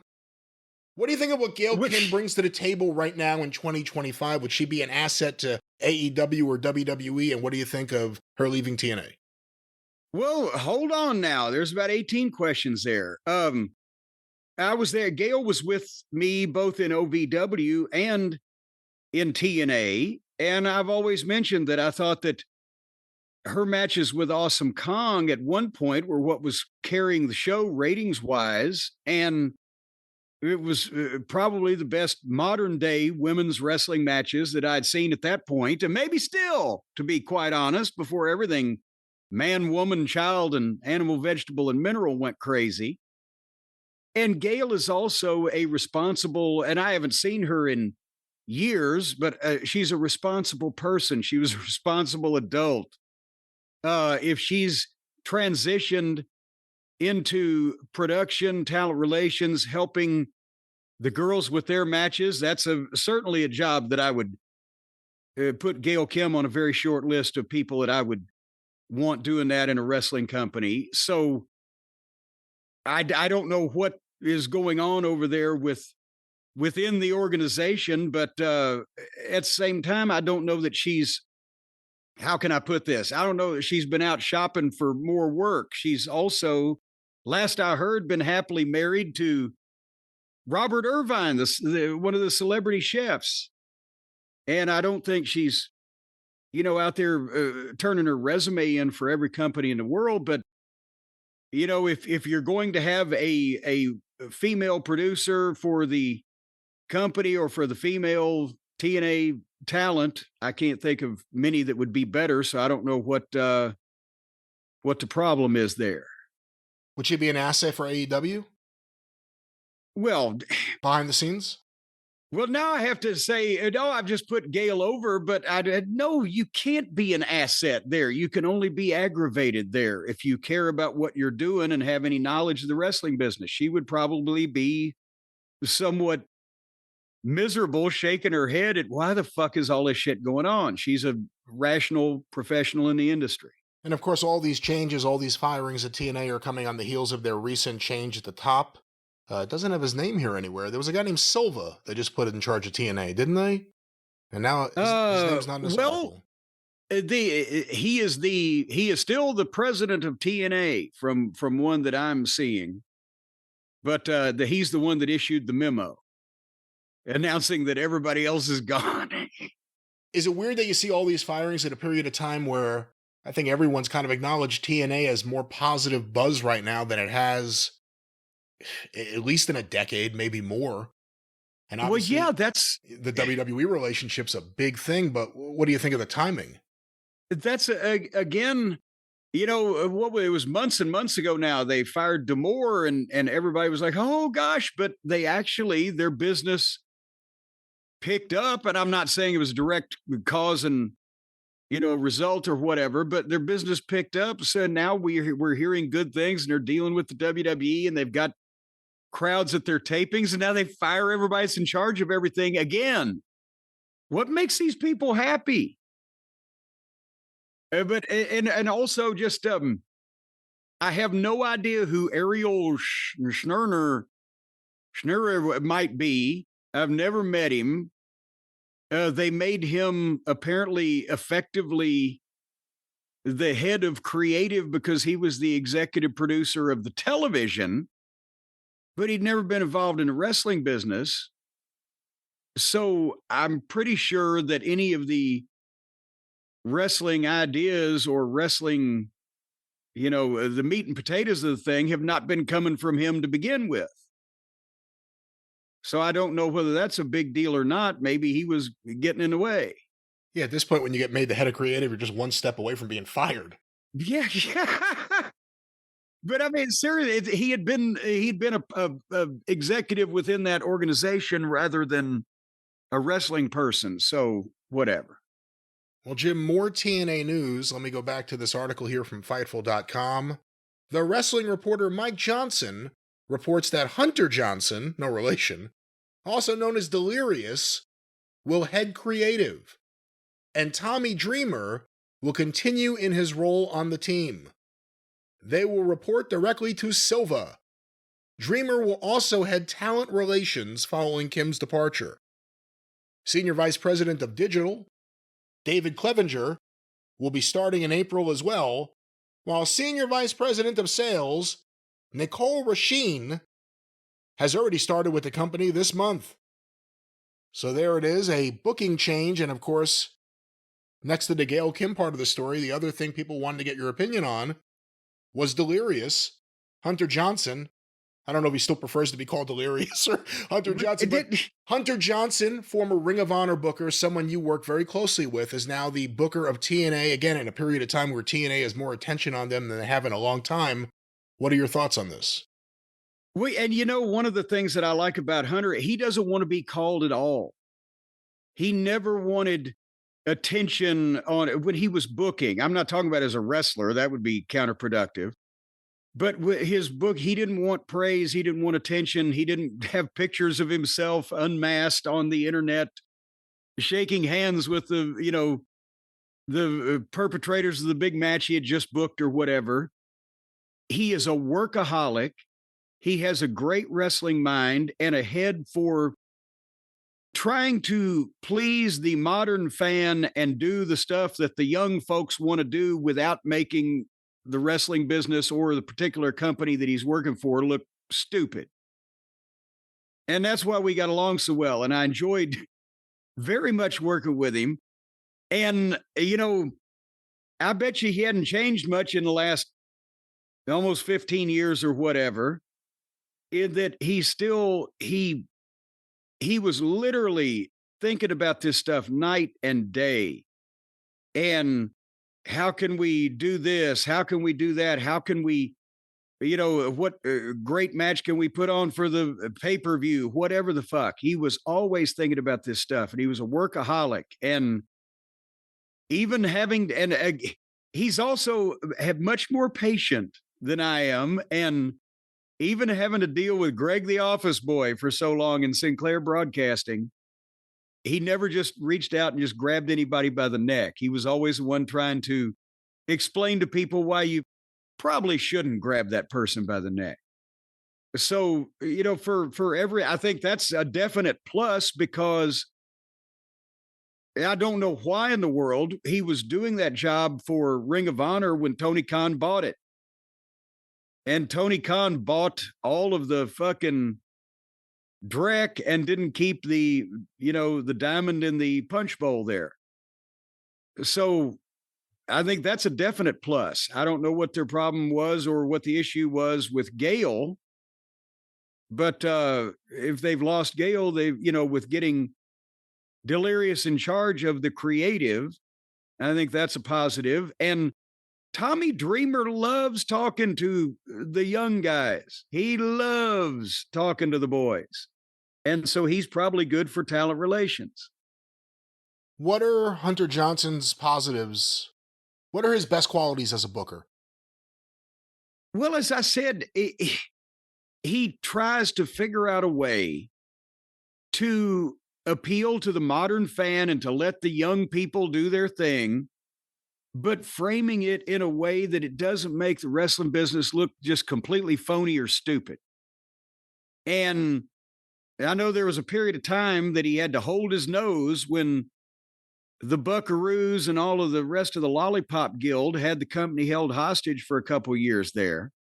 But otherwise, his track record has been, at least from the times that I worked with him and from anything I've seen, he was trying to have some level of credibility and make personalities and make talent and make stars instead of fucking having a car wreck every week. So that he's in the middle age-wise. He's not young and stupid, but he's not old and cranky. Do you think TKO is going to purchase TNA? No, because if they do that, that negates, yes, future talent, maybe a thing that they're looking at and blah, blah, blah. But if they were to purchase the thing, it negates the reason why they're probably doing this down deep to begin with, which is to avoid any kind of monopoly or antitrust talk. The ones that are not a threat to what they're wanting to do or who they're wanting to have, or not going to make any waves for them business-wise, is the ones they're going to associate with. And the ones that are going to fuck shit up or do shit they don't want to do that they can't keep under their thumb, they're the ones that they're going to fuck with. They're going to fuck with AEW for upsetting the pay schedule and Tony just being Richie rich and paying these indie goofs millions so that everybody thinks they're worth more. But they're not going to fuck with TNA because they're a smaller company owned by a company that doesn't want to rule the world in wrestling and just needs programming, and they can work out a talent exchange and everybody will be happy. All right, well, that was the TNA news, and as we promised, one of these weeks, and we're not exactly sure which one it'll be, it may be the next one or the one after that, but we are going to check out TNA. We're going to see what all the buzz is about. We got to see a before and after. We got to watch something here pretty soon, and then whenever they take over, who knows when this new administration's policies will start to kick in. And there were people like, man, as soon as Scott D'Amore's gone, they're going to go downhill. They're running Long Island and LA, so I really don't know. But we'll see. Let's see what all the buzz is about. Well, but they've just fired a lot of the people that got them there. So let's see where, maybe I'd want to go in and just really stink, because it seems like that they only fire people when they're on an upswing. Well, Jim, let's get some more questions here from the Cult of Cornette. This one was sent via email to CornyDriveThru@gmail.com. I'm guessing this is not a real name. From Bitch Tits Bob. No, actually, I know him. You ought to see him. It is a real name. My question is if Andre the Giant would still be worth a shit in 2025, or if he would be just another typical giant that stands around and looks confused. What do you think? If Andre the Giant existed today, would he still stand out in the modern wrestling business? Well, which Andre? Let's say, are we talking? Yeah, I mean, that's the thing. Mid-70s Andre, 1980 Andre, or late 80s Andre? I think mid-70s Andre would take over the goddamn world in an instant.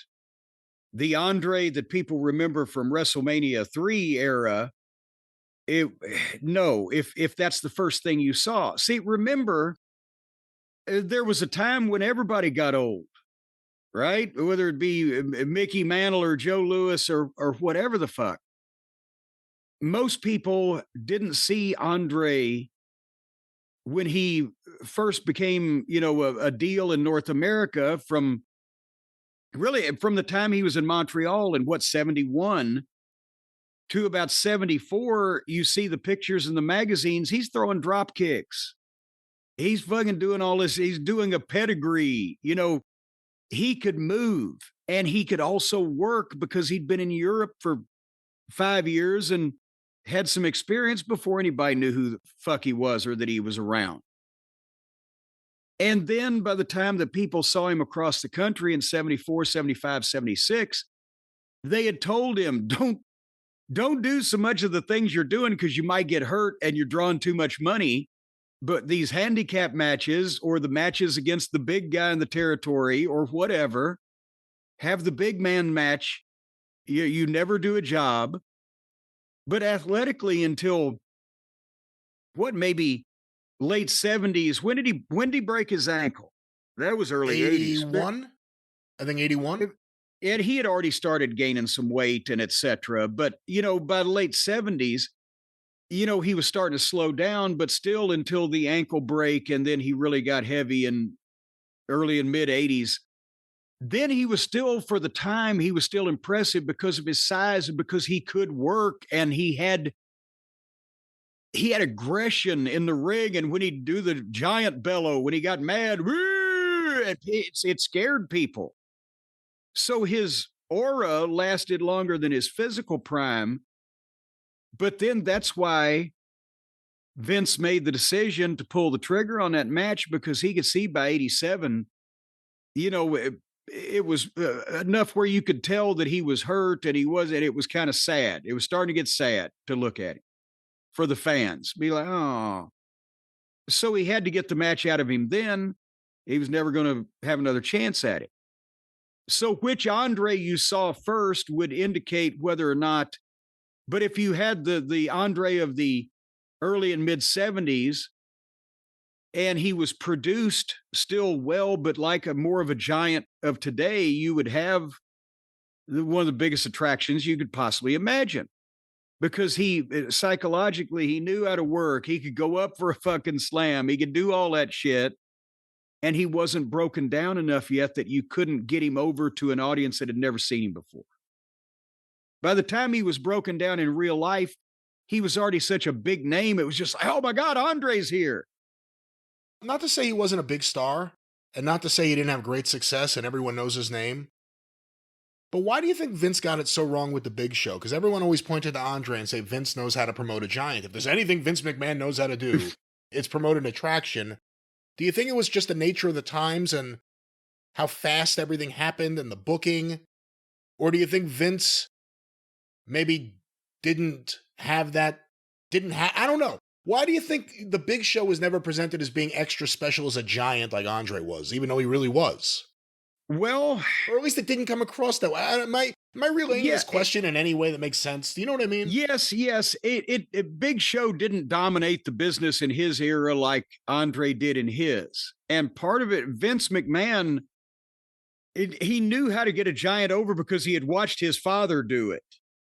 And yes, stand Andre on a box for the fucking interviews and everything. Vince Jr. knew that, but Andre was a project of not only Vince Sr., but a lot of the major promoters who worked in conjunction because they had this big drawing card to not fuck it up. And at the same time, as I mentioned, Big Show didn't have a lot of experience. When his WCW run, they weren't anxious to teach him a lot, whether it be physically or psychologically. About the business. Although I will say they presented him better, I think. The giant, I felt as a fan during that era, meant more in WCW and was more of a big deal than he was as Paul White and then the Big Show pretty quickly. Within weeks of WWE, they kind of took him down a few notches. Yes. And that's because, again, they knew they were getting a guy that had... And I've told a story. Larry Sharp had found Paul White and brought him to a fucking Dennis Corluzzo show that I was at one time, I think. Yeah, and it was the 94 NWA convention in Cherry Hill. Yeah. Okay. And I said, my God, look at this fucking guy. He said, I'm having his first match next month. And I said, get me the tape, send it up to the office. I guarantee you he's got a contract. I just need to give me that to show Vince, and boom. And WCW, Hogan found out about him, and he never had that match, I don't think, for Larry. They just signed him and kept him undercover and debuted him on pay-per-view against Hogan.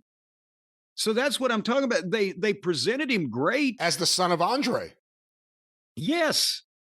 They went that far. And they presented him great, but he didn't have a fucking clue what he was doing. And then when he got to the WWF, Vince got him, but then realized that he didn't really know what the fuck he was doing. And that's how we ended up with him in OVW, to make him, yes, lose weight. They were on that kick, but also to kind of teach him a little more about the fucking business in general, just by osmosis with the guys and etc. And then he had to go and get over in the WWF, because once Vince sours on you at the start, you have to work that much harder to try to fucking get over and justify yourself. So it was a rocky road. All right, Jim, our next question sent via email to CornyDriveThru@gmail.com is from Bob, jacking it in San Diego. I have a question about Ric Flair and Irish whips. I've noticed in his matches he almost always grabs a quick side headlock if he wants to be shot off into the ropes. And conversely, puts himself into a quick side headlock to back the other fellow up if he wants to shoot him off. My question is, was the quick headlock and shoot off another chance to call a spot? Do you know if this frustrated anyone else working with him, or did Ric Flair just have a problem with Irish whips? Let me start. First of all, it's not an Irish whip. When you grab someone by the arm or the wrist and shoot them off into the ropes, that is the modern day definition of the Irish whip, which evolved from, was it Dano O'Mahony? Who was the top guy in Boston in the 20s doing the Irish whip? Sheldon Goldberg now is screaming at me. Yeah, I know what he's screaming. Plug my book. No, he's screaming the name because he knows. But anyway, the Irish whip was an Irish wrestler, and he would take the guy's arm, and it was kind of like a judo throw where you would duck under and yank it, and the guy would go over. That used to be an Irish whip originally, but where you're grabbing a guy and throwing him by an arm loosely is an Irish whip. But when a guy has a headlock on you and you shoot him off into the ropes, it's shooting him off into the ropes. And yes, that was the thing, is that Flair, and everybody said this, Flair talked very minimally. Even if he had the chance to his opponent, before the match, he called almost everything in the ring. You'd have a basic finish, and that was it. And boom, boom, boom, when you're going, and maybe he's just taking a hip toss and a drop kick, and suddenly he jumps up and grabs the headlock, and he's got time to say one tackle, hip toss, fucking drop kick, and boom, off you go. So that's, yes, a headlock is a place to call a spot. And because Flair was doing it so quickly, that's why there was no reason to fucking hang out and have a conversation over it. And if you didn't get it the first time, goddamn, something bad was going to happen, but you wanted to, but yeah, one tackle, drop down, hip toss, drop kick, get it again. Boom, off you go. And by the way, we mentioned them before. Let's give them a plug. Sheldon Goldberg, if you go to Amazon and look for Sheldon Goldberg or these books, After the Bell, The Last Fall, and A Mad Dog's Tale, they're all available. If you're into wrestling fiction, longtime wrestling promoter, and the editor of Map Marketplace, if you remember that. He has his new books out right now. Once again, Sheldon Goldberg. All books are on Amazon. Jim, let's get another question here. This one, sent to CornyDriveThru@gmail.com. From Justin in the AWA WWA Crossroads of Peoria, Illinois. Hello, gentlemen. With talks of the Milwaukee Midget, I was wondering, who are the best working midgets in wrestling history? I thought he was going to say, with talks of the Milwaukee Midget, what about the Peoria Pussy? It feels like Lord Littlebrook was the top of workers when it came to the midgets in the glory days. Who else was seen as a hell of a hand? I will list some to help Jim and his aging mind not have to think so hard. That's what it's. The fuck? Little Tokyo. You're asking me the question there, pal. Little Tokyo, Butch Cassidy, Cowboy Lang, The Karate Kid, Beautiful Bobby. It says Littlebrook's son. Little Beaver, Jamaica Kid, Tiger Jackson, Fuzzy Cupid, Sky Low Low. What did he just Google every midget? No, you left off Julius Sneezer. One of my favorite names. And Wee Willie Wilson from Florida. What about Little Bruiser? Remember Little Bruiser? We see him on AEW with the Dark Order. That's right. And actually, Little Bruiser drew a sellout house in Indianapolis at the Expo Center. Little Bruiser was a little fella that looked just like Dick the Bruiser, and they broke him in and used him long enough to get people familiar with him. And it was Bruiser and Crusher and Little Bruiser versus Bobby Heenan. Oh my God, now all I remember is Little Bruiser and Heenan, but I think it was Heenan, Von Raschke, and Ray Stevens, I believe. But nevertheless, that was one of the first matches. That was 1972 in Indianapolis. One of the first matches I ever saw on TV. And of course, Heenan gets beat by Little Bruiser, and it was the ultimate humiliation of a manager. Oh, we're going to have the midget come in and beat you up. And of course, I stole that later on, but it sold a fucking thing out. Anyway, originally, going back to it, I'm not sure who the first set of little people were that wrestled or whatever, but back in I guess going back to the 50s, Sky Low Low was the name that everybody knew as the top midget wrestler. And at the time, the midgets were out of Montreal. That's why Tony Lanza, the photographer, has so many great pictures of them. But Sky Low Low was French Canadian, and I think Little Beaver was too. Fuzzy Cupid as a matter of fact, was the top name midget before Skylo Low, going back probably even to the late 40s. And it would and I knew Little Brook. Little Brook was a heck of a guy. And I don't mean to say this in a bad way, but sometimes the top midget name was imagine this, when you know who won the pony, was the midget that was booking the other midgets. Because by the Little Brook era, the midgets were out of St. Joseph, Missouri. And even though Lord Littlebrook really was from England, he was a British native. He had settled in St. Joe, and that's where the midgets were booked out of at that point. I think Little Tokyo lived out there. And Cowboy Lang was a name, and he was a heck of a worker and had a nice little gimmick. I think Stacy worked with him on an independent show in California. It really slapped the shit out of him, apparently with a potato, because she didn't know what she was doing. But I think he lived in California, but he was with that group of Little Brook and Tokyo and Cowboy Lang and et cetera during the 70s. And then Little Brook ended up, when the midget wrestling business in general fell out of favor, he had that run in WCW managing Rip Morgan and Jack Victory, remember? That's right, the royal family.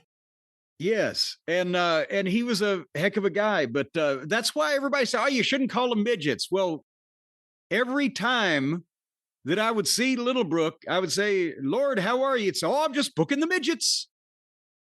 Well, he's one. If he didn't mind, I don't. All right, well, that makes it official. Best working midgets. There it is. Jim, let's get another question here. This one was sent to CornyDriveThru@gmail.com from Sam in London, England. This is more of a logistical in-ring question. Why is pulling the tights illegal, and how does it give you that much of an advantage when pinning someone? That's the question. That's the question. Well, pulling the tights is illegal because it is using, I forget how it was worded in the old, but using the opponent's gear against him and gaining an unfair leverage advantage. And when wrestling was trying to be presented as somewhat legitimate, in all seriousness, if you've on top of a guy and you're trying to pin him for real and you can grab a hold of something, whether it be if you got the right leverage on a roll up and grab the tights or whatever, that does add just a tinge, just a tiny bit more leverage or stability or whatever. So it could be done. And that's why all wrestling finishes came from small things that could be a bitch I say could be a bitch, could be a complaint, could be an out, could be something that turned it into a fluke, an unfair advantage. That's where all finishes in wrestling started from to necessitate a rematch. So pulling trunks in the 30s and 40s could sometimes get people to come in the ring. They would be so mad. The son of a bitch, he had a hold of his tights. I saw it in the 70s where people would crowd the ring and start throwing garbage in. That son of a bitch pulled his tights. But then it loses its effectiveness when it's done so often and so much. And then finally people wonder because the announcers quit knowing how to call it and the boys quit really knowing how to do it. And it's like the question we had a week or two ago when, well, if they throw the guy on the ropes, why do they drop down and all that stuff? It's just been... Now it's just done rather than done as if it's in the spur of the moment and explained properly. Does that make any sense? It does make sense. If it's something that happens and then it's not a focus of anything after the match, it's not a focus of anything after the match. It's just the ending of the match. That's just the way it goes. Jim, our next question sent to CornyDriveThru@gmail.com from Ken. How do other wrestlers feel about other wrestlers picking their nose during a match? What now? Which person is picking which nose? I guess the question is about wrestlers picking their nose, what the opponent would think of it, but I guess since you opened this door, why don't we also talk about examples where someone picks someone else's nose? Is that what you're saying? Yes. Well, I mean, if you're wrestling a guy and you see the guy picking his nose, you're thinking, well, I guess he got a big booger in his nose. He can't fucking breathe. And it's better than, blowing a snot rocket on the mat. I think I'd stay away from the old test of strength, after that. But no, most of the time, you will see in a lot of matches, guys got to blow some fucking snot out somewhere or in Hell in a Cell, Cactus had his tooth stuck in his nose. But no, Ronnie Garvin, I've said this before, and this is not exclusive to him, but Ronnie Garvin used to get the job guys down on Atlanta TV and fucking get them in some kind of sugar hold and stretch them. And I saw him just to entertain himself, if nothing else. One week he grabbed the guy's finger and made the guy pick his own nose and then eat it. And that wasn't a spot that was called in the locker room beforehand. But regardless of what finger is what going into, whose finger's going into whoever's nose, sometimes mama says it bees that way. You got to do what you got to do. But I don't know of anybody that I ever just could remember made a habit of just leaning on the turnbuckle in a tag team match, just, with their fucking finger fishing around. What about just general, I don't even know what you would call it, fiddling around with yourself in the ring? Just picking, be sticking a hand under your armpit or just anything. Yeah, well, sometimes you gotta pull the tights out of the crack of the ass, or you gotta scratch the armpit or whatever. But that's not as bad as a lot of times the old timers like to grab a head scissors and fart in your fucking face. Oh. And that was, That's how Fez got the belt. Well, as a matter of fact, in some cases, if the tap out had been invented back then, you would have had but yeah, the face farting was rampant. Andre, we just talked about Andre not long ago. Yeah. Ooh. And that would be like a wind tunnel coming at you. But that was a thing he liked to do. Jim, our next question sent to CornyDriveThru@gmail.com is from your fan in Morocco. There's a name here. It sounds like a secret agent. That's how he signed it, and I don't know if I can read the name that's in the email here, but let's go to this question from Morocco. Since John Cena is attempting to break Ric Flair's record, do you think Ric Flair should be a part of the build-up to the WrestleMania match? No. And a part of the build-up could mean anything, including just a one-off appearance on Raw where they do something with a heel Cena, obviously. Well, I don't know. I think it's probably a distraction at this point. You can talk about, who was it? Hank Aaron could talk about beating, who was it? What record was it? Mickey Mantle, you're the baseball guy. Well, Hank Aaron took Babe Ruth's home run record, and then years later, Barry Bonds took his. Okay, well, when I was a kid, it was the big thing was Hank Aaron just had beat the record that lasted for 50 years from Babe Ruth or whatever the fuck. Babe Ruth didn't need to be there for it to be, a big deal. I think it would be a distraction. They've got enough on their plate with Cena having just switched. There's The Rock looms around, even though nobody wants to talk about him. I don't know if they need to interject another legend to suck up a lot of the oxygen in the room. Also, you don't know what kind of reaction Flair will get. Because the idea would be he'd be a babyface in that role because the heel Cena is the one who wants to take his record. But if the place doesn't respond to him in that manner, you have a problem. Well, I think they're going to be a whole lot more supportive of Ric Flair than they might be Hulk Hogan, apparently. But still, you never know. Let's not complicate things. We've only got 3 weeks, kids. Well, Jim, perhaps Ric Flair may see what's going on with John Cena and may understand the exact amount of times he won and lost the championship, whether recognized or not, and say, this isn't true. I am the undisputed champion the most amount of times. Cena's not breaking any record of mine. I'm gonna sue.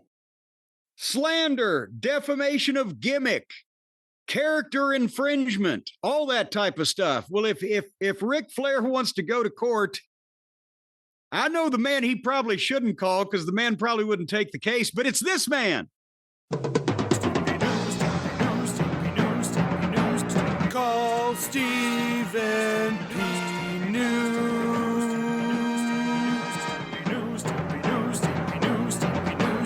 If you need to sue.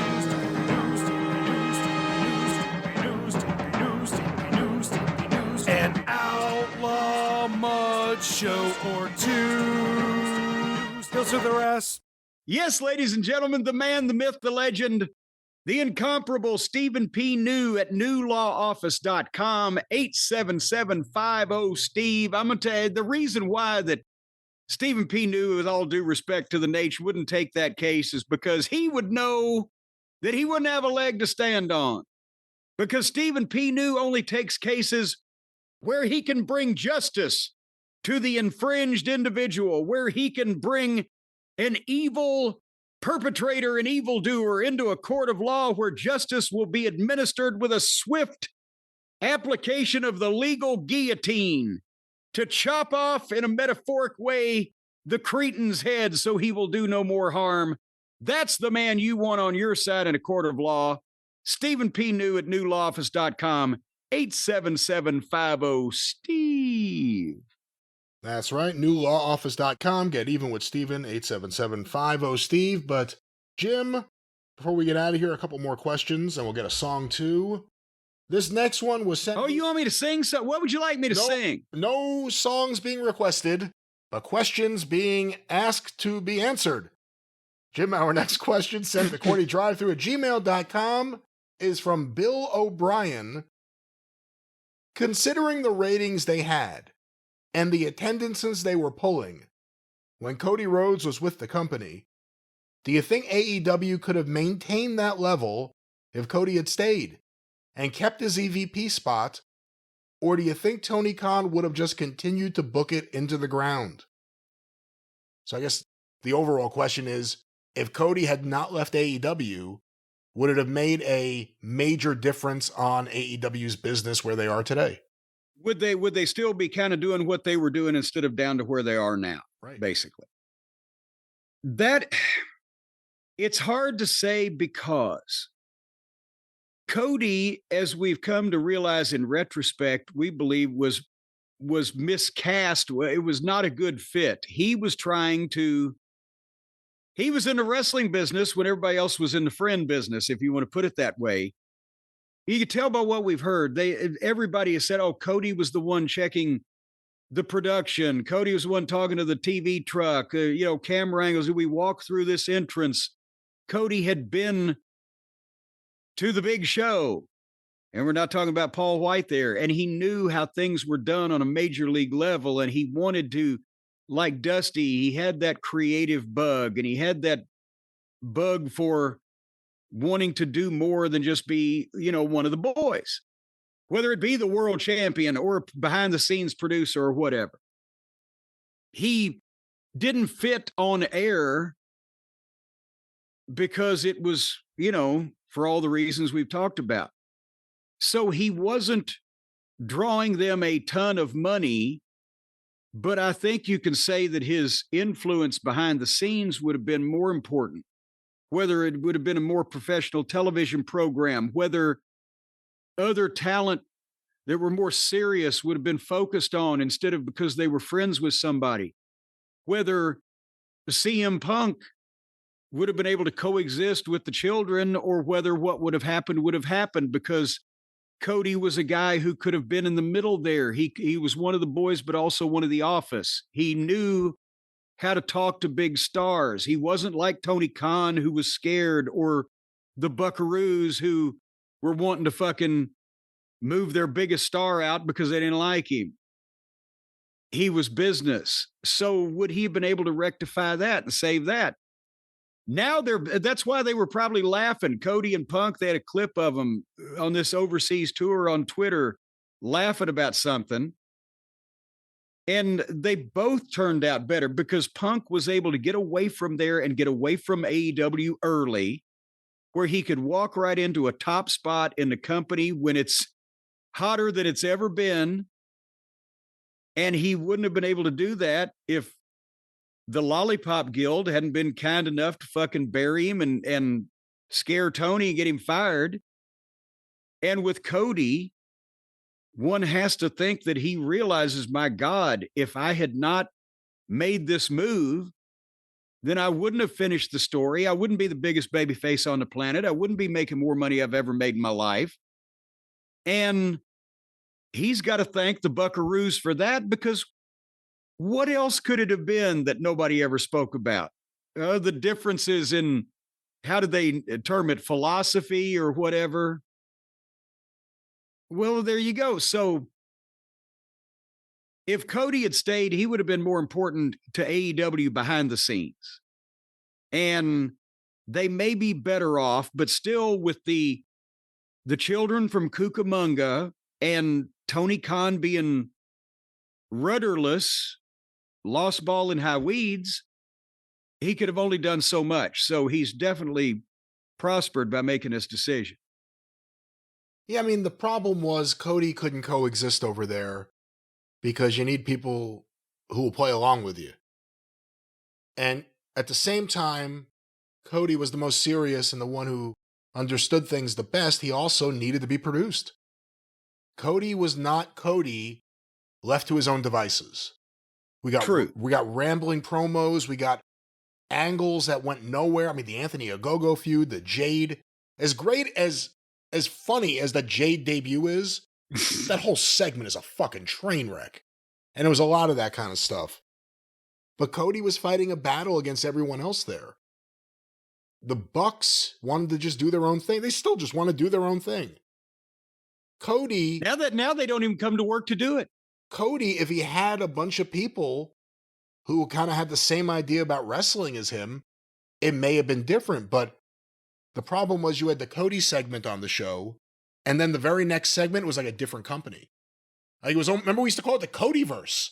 It was like there was a thing happening with Cody segments, and then you'd go to an Omega match, or then you'd go to the Bucks, or then you'd go to whatever. And it was like two different things. It was the best thing for Cody to leave. It was the best thing for WWE. Because where would they be right now? Not that they wouldn't be successful. I'm not saying that. But who would be the top babyface right now? It worked out perfectly. Cody being slotted to that spot right now worked perfectly, and it never would have worked that well in AEW. And I guess to answer the question, do you think AEW would be where they are today, give or take, if Cody had stayed? I think they'd be better off than they are, but probably not by much, because, again, for the same reason when we said, well, would Gail Kim be in addition to AEW? I don't know whether fucking Frank Gotch and goddamn Toots Mont could be in addition to, I mean, you know, what do you do?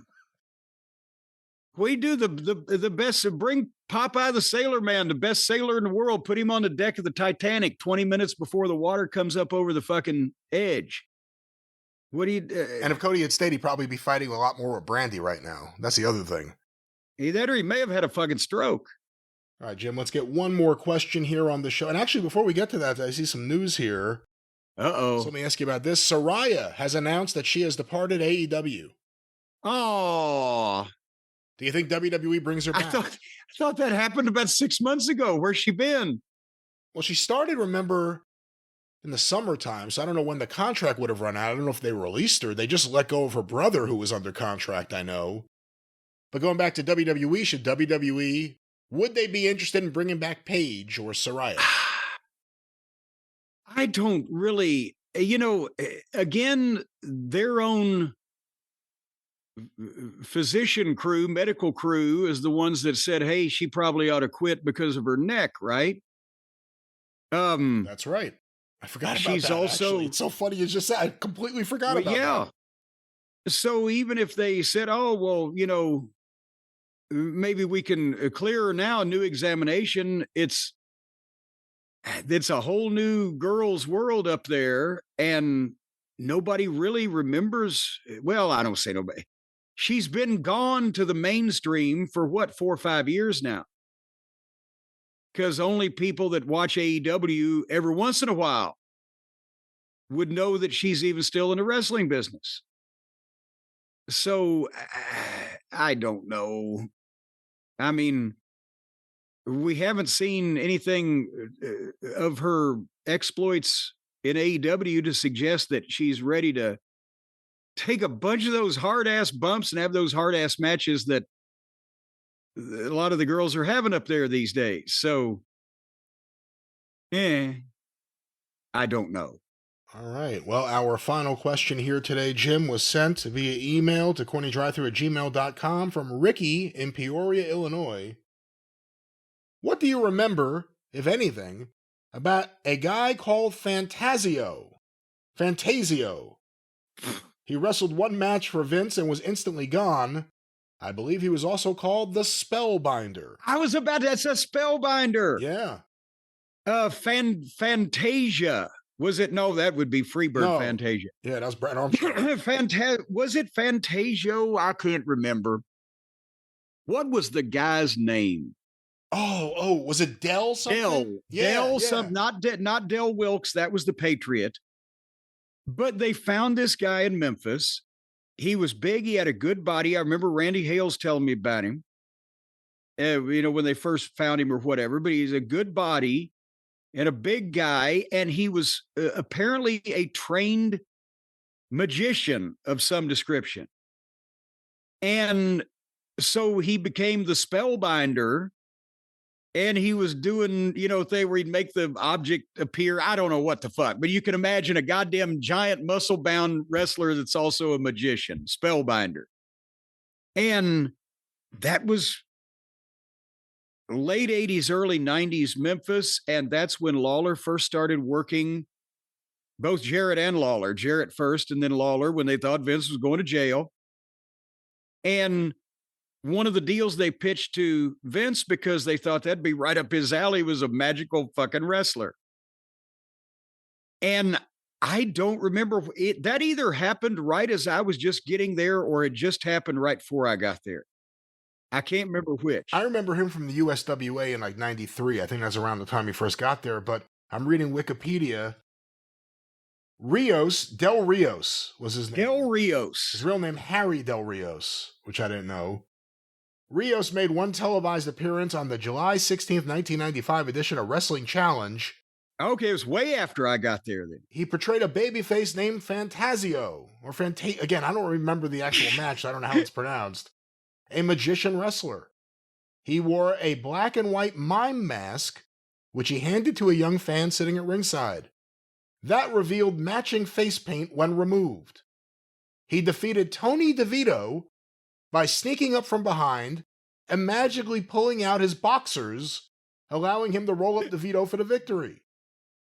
After the match, he magically... Because every wrestler wears boxers under their tights. After the match, he magically removed the boxers of referee Earl Hebner, though he never again appeared on TV. He did wrestle a match against Radford at a house show. Or Louis Spicoli, that's right. Yeah, I don't remember watching that on Wrestling Challenge, so I missed that week.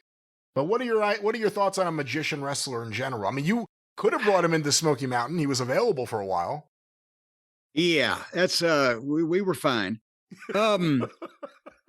Well, I mean, I can't say that I'm against the concept of a magician wrestler, just if it's well done and it, might get over. This was probably not, from the sound of it, well thought out, because I remember against Spellbinder in Memphis, I think he did things like a cane that shot fire and, more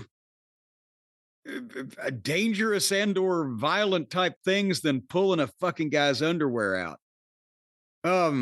So I can't say I'm against the concept entirely, but it would be cool if you had like a devilish type that, he'd throw his hand up with a flourish and his finger would catch on fire so he could light his cigar or some shit like that. That may be spooky depending on the individual, but I don't know about pulling a fucking guy's underwear off. All right, ladies and gentlemen. I magically got his underwear. And then I magically erased the skid mark. Well, with that, ladies and gentlemen, the drive-thru is closed. We're erasing the skid mark? If you want to call it that, sure. But let's get a song before we get out of here to kick off our new song season. Send in your submissions, CornyDriveThru@gmail.com. Please send them as an MP3 or an unlisted YouTube video. Please make it about the show, obviously. No AI. That's what I was going to say. We're doing this again now, and we're asking no Al on this because before it was getting repetitive. Everybody was a goddamn musical genius. Usually when we go through a season of a lot of big things happening behind the scenes, we like to kick it off with new music and new musical submissions, so please send them in, CornyDriveThru@gmail.com. Of course, we'll be back on the show next week and on the experience in a few days. Lots going on. Stay tuned to both shows. The official Jim Cornette YouTube channel. Just go to YouTube and search for Jim Cornette. It'll come right up with the official Travis Heckel artwork, full episodes, clips of the episodes, omnibus collections, and don't forget, shirts. New shirts, a lot more to come. They're available on the official YouTube channel or at ArcadianVanguard.com or in the shop app. Look for official Jim Cornette or Arcadian Vanguard. Cornette's Collectibles at JimCornette.com. Talking about collectibles, Jim, what's going on? March is almost over, and the March sale is almost over, but you've still got time, if you hear this in March, to get in on that Behind the Curtain graphic novels for $19.95, free 2-hour DVD with any action figure purchase. And coming up, hopefully in the month of April, got to get working on it, amazing limited edition merchandise from the vault. More to come, JimCornette.com. That's right, JimCornette.com. Of course, the drive-thru is brought to you by the law office of Stephen P. New, 877-50-STEVE. Get even with Stephen at newlawoffice.com. Follow Jim on Twitter at @TheJimCornette. Follow me on Twitter at GreatBrianLast. I'm on Instagram and all the other places. Follow us for all the latest news and, of course, the wrestling news each and every day. TheWrestlingNews.com, wherever you find Are you it. on Stephanie's places? I am certainly not there, and she will not be here. But we will be there next time. Of course, for Jim Cornette, I'm the Great Brian Last. Tally-ho!